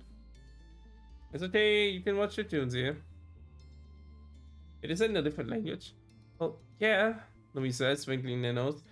It's better in original language, but subtitles don't tell the whole story either.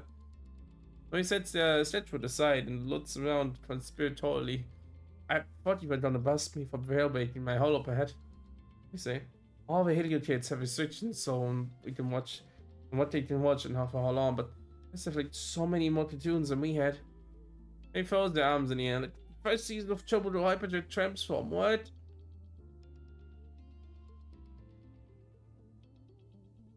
I didn't plan to do that.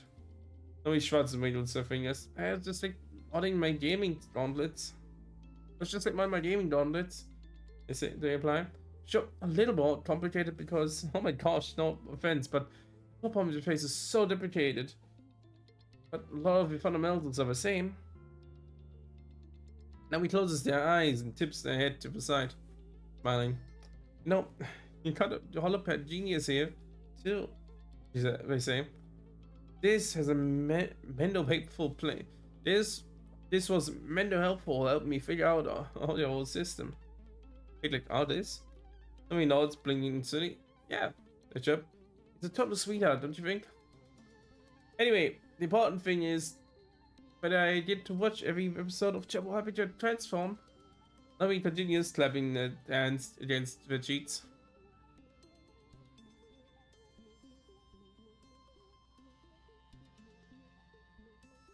Anyway, the important thing is that I want to watch every episode of Trouble Habitat. Wait, I said that. Sorry.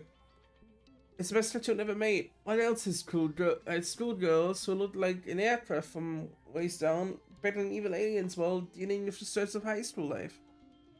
Hero Media Archive was only 2 seasons, had seasons 2 for 9, and only three of the OVAs. And he says, puffing that shit. He says, I believe the 4th OVA, Flight Captain Yumiko, that captured. I can't believe in the 4th. I believe in the 4th OVA, Flight Captain Yumiko is captured by the aliens, brainwashed into thinking she's been an alien sleeper age the whole time. You hadn't seen the first season? Louis shrugs and bolts one finger in the sheet. Spaceship kids make do. You don't have to know everything about something you like in order to call yourself a fan. No, it continues. Just liking it with all your heart is good enough. Aw. And using him is great. Louis laughs and flips over a chitboard, showing off some of their drawing. Some of her drawings.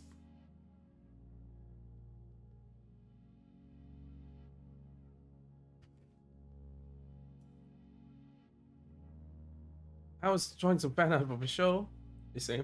Well, it's some kind of fan art, okay? Well, it's kind of fan art, okay? It's really more like if I was a character in Hypergirl to transform. Oh man, have I been there in my life several times.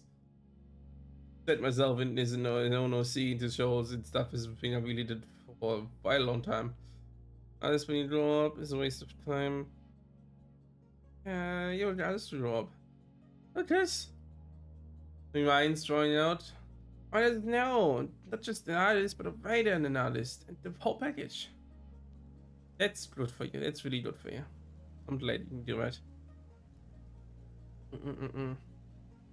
There's nothing much more to do, huh?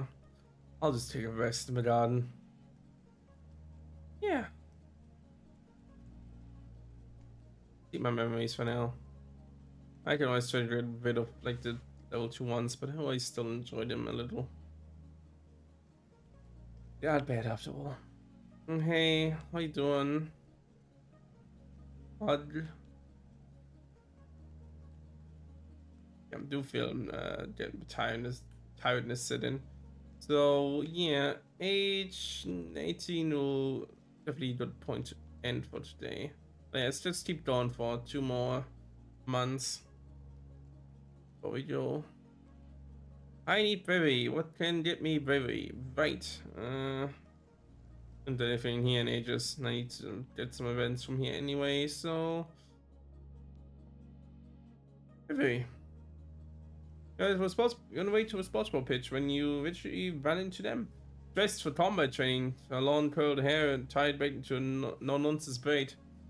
Oh, says holding at arm's length and checking you over and make sure you're okay. Zero, sorry. How you doing? Combat training, she answers. Like it's obvious. Just to playing sports ball. No offense, but I need your little hole to be chasing on the ball. And there's so much more going on. First off down the hallway toward the garrison, leaving you to be contemplate choices in the choices in life. Oh boy, have I never.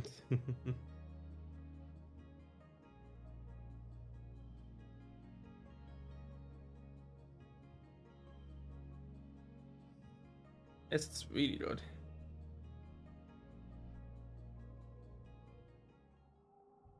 Hmm. How much baby do we have now? It's 26. It's better. What else is it? So we can definitely not go out here.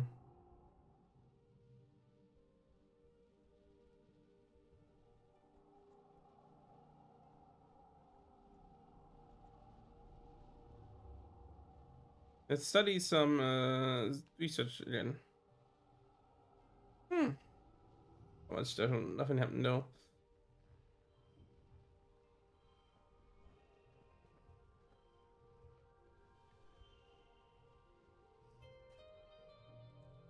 That's good.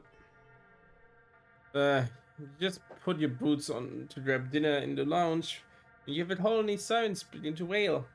It's a yearly attack. Couldn't have waited until you ate dinner. Dude.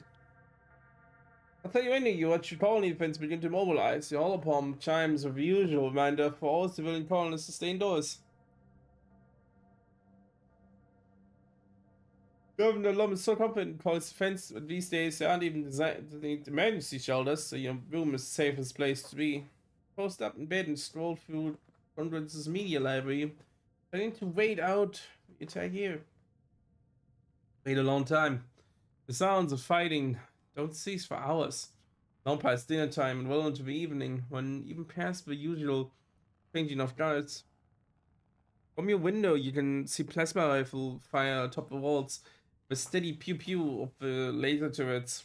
Bright flashes fighting back the gloom of glow. You want to stay up, but eventually it gets so late that you force yourself to sleep. After a grateful rest, you wake up to the realization that the colony is still under attack. The potential twilight of glow, it's hard to tell time, but your growing stomach knows it's perfect. It's well past breakfast, and you missed dinner last night. While you decide what to do, your holopalm chimes with body video announcement. A gnome appears on your holopalm looking surprisingly well groomed. Good morning, Batomna, says with a calm smile. As you may know, the colony is still engaged with a battle against the alien threat. The walls will hold strong and our soldiers keep moving. Mind you, Xenos down, but there's no sign of stopping yet. All non-combat personnel have to continue to shelter in place while our brave soldiers defend the colony. Non-essential work is suspended. Meals and other supplies will be brought door to door. Tense his fist. Stay strong, Matomna. We'll weather this siege together. As he signs off, the colony's social media lights up with conversation. Mars and Nomi are excited to skip work and watch Holovids. Benjamin is frustrated she can't go to the lab and concerned with for her experiments. Less worried about the fields. Only Vase and Nem are silent. Hmm. Right. Because they're still out there fighting, yeah. Permanent dusk of glow. The day seems to drain on forever. Again, you have to force yourself to sleep with the sound of gunfire drifting through your windows. You wake the next morning, you realize you can't stomach another day of being coped up in your room. Anxiety's congealed into boredom. Them ways are either fine or sleeping, and you haven't heard from this in days. You bet your other friends will appreciate the visit, though. Take go to Cal. He definitely can use someone. Cal and his family are sheltering together in the quarters. He peers out the window. I can't believe it's still going on. It's gotten into all of. What's gotten into them all? Sighs and ups his face, frustration. This wouldn't be happening if we just tried to understand them. I know there's a way we could live in harmony with the planet. I know, I've seen it. Eventually, you manage to coax him into playing a holiday game to pass the time, but he doesn't really feel like talking. 4 more days pass, and your friends remain trapped indoors, forced to listen to the constant sounds of laser fire and rattling turrets all around the colony. Tino's never managed to breach the walls, but they just keep coming.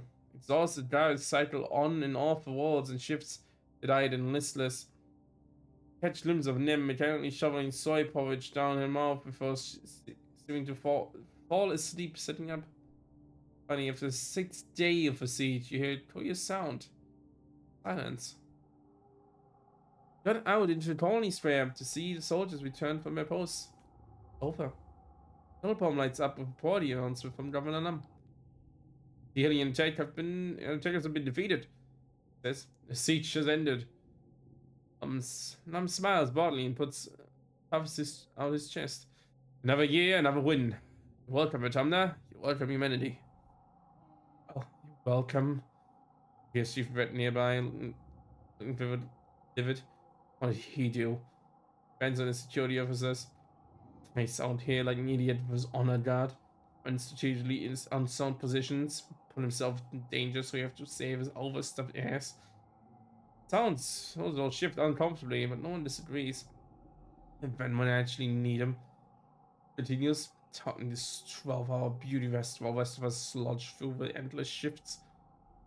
Soldiers had exhausted from the siege, so the crowd in the square disperses quickly. Only a few Helios remain, covertly filming Red while he's only covertly filming Red while he continues to rail against Slum. On the horizon, the first rays of quiet streak the sky of lavender. Utopia's reclamation crew head out through the gates to begin vaporizing xeno corpses for their component molecules. At night, you have terrible dreams. Imagine that you're sieging a colony. Your creature crawling in the mud on your belly, with ozone crackle of plasma rifle arcing overhead. Your talon claw you rip into the walls like they're made of clay, having choking handfuls of it in your mouth. In a moment of lucidity, you try to pull the clay from your throat, but no matter how hard you pull, it just never ends. Short awake when you realize you've been pulling your own guts out of your throat. It's a dream. Shaking, coated in a film of terror sweat, heart pounding. You don't find sleep again. Some Bob Dawnbreak. Oh boy. The vet reach age 18. Uh-huh. Yep.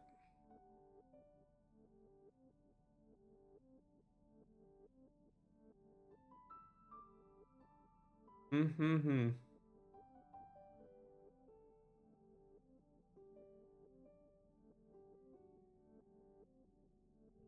Largely, it's up at age. But yep, I think it's a very good point to end for today. I hope you all are doing well. I hope you all enjoyed today's stream.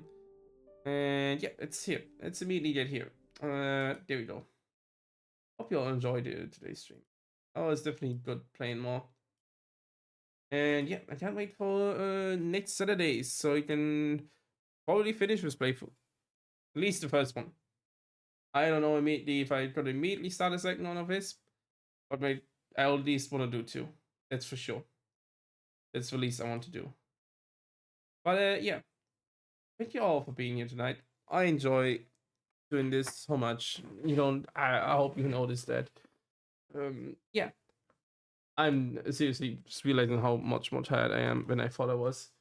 So just quickly find someone we can mate into. Okay, doesn't that sound good? Oh, Danny is alive. Yeah, we say hi to Danny. We say hi to Danny. Danny's a very lovely capybara friend, and yeah, they're amazing. They're really cool. They're fluffy. They're as they would probably say for some of themselves. Yep, be nice to Danny and say, yeah. For a quick messages for today, we can say, let me find something good. I always love coming up with these because it's so easy. Oh, no, I don't want to activate the swing windows. Let me be. Yeah. Uh,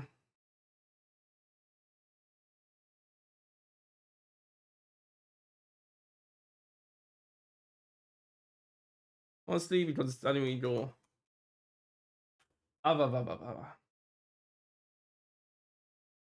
You can use whatever emotes you want to use. But here's my selection. Use whatever emotes you have and want to use. Thank you all for being here. And yep, see you all next week on Friday. Normally again.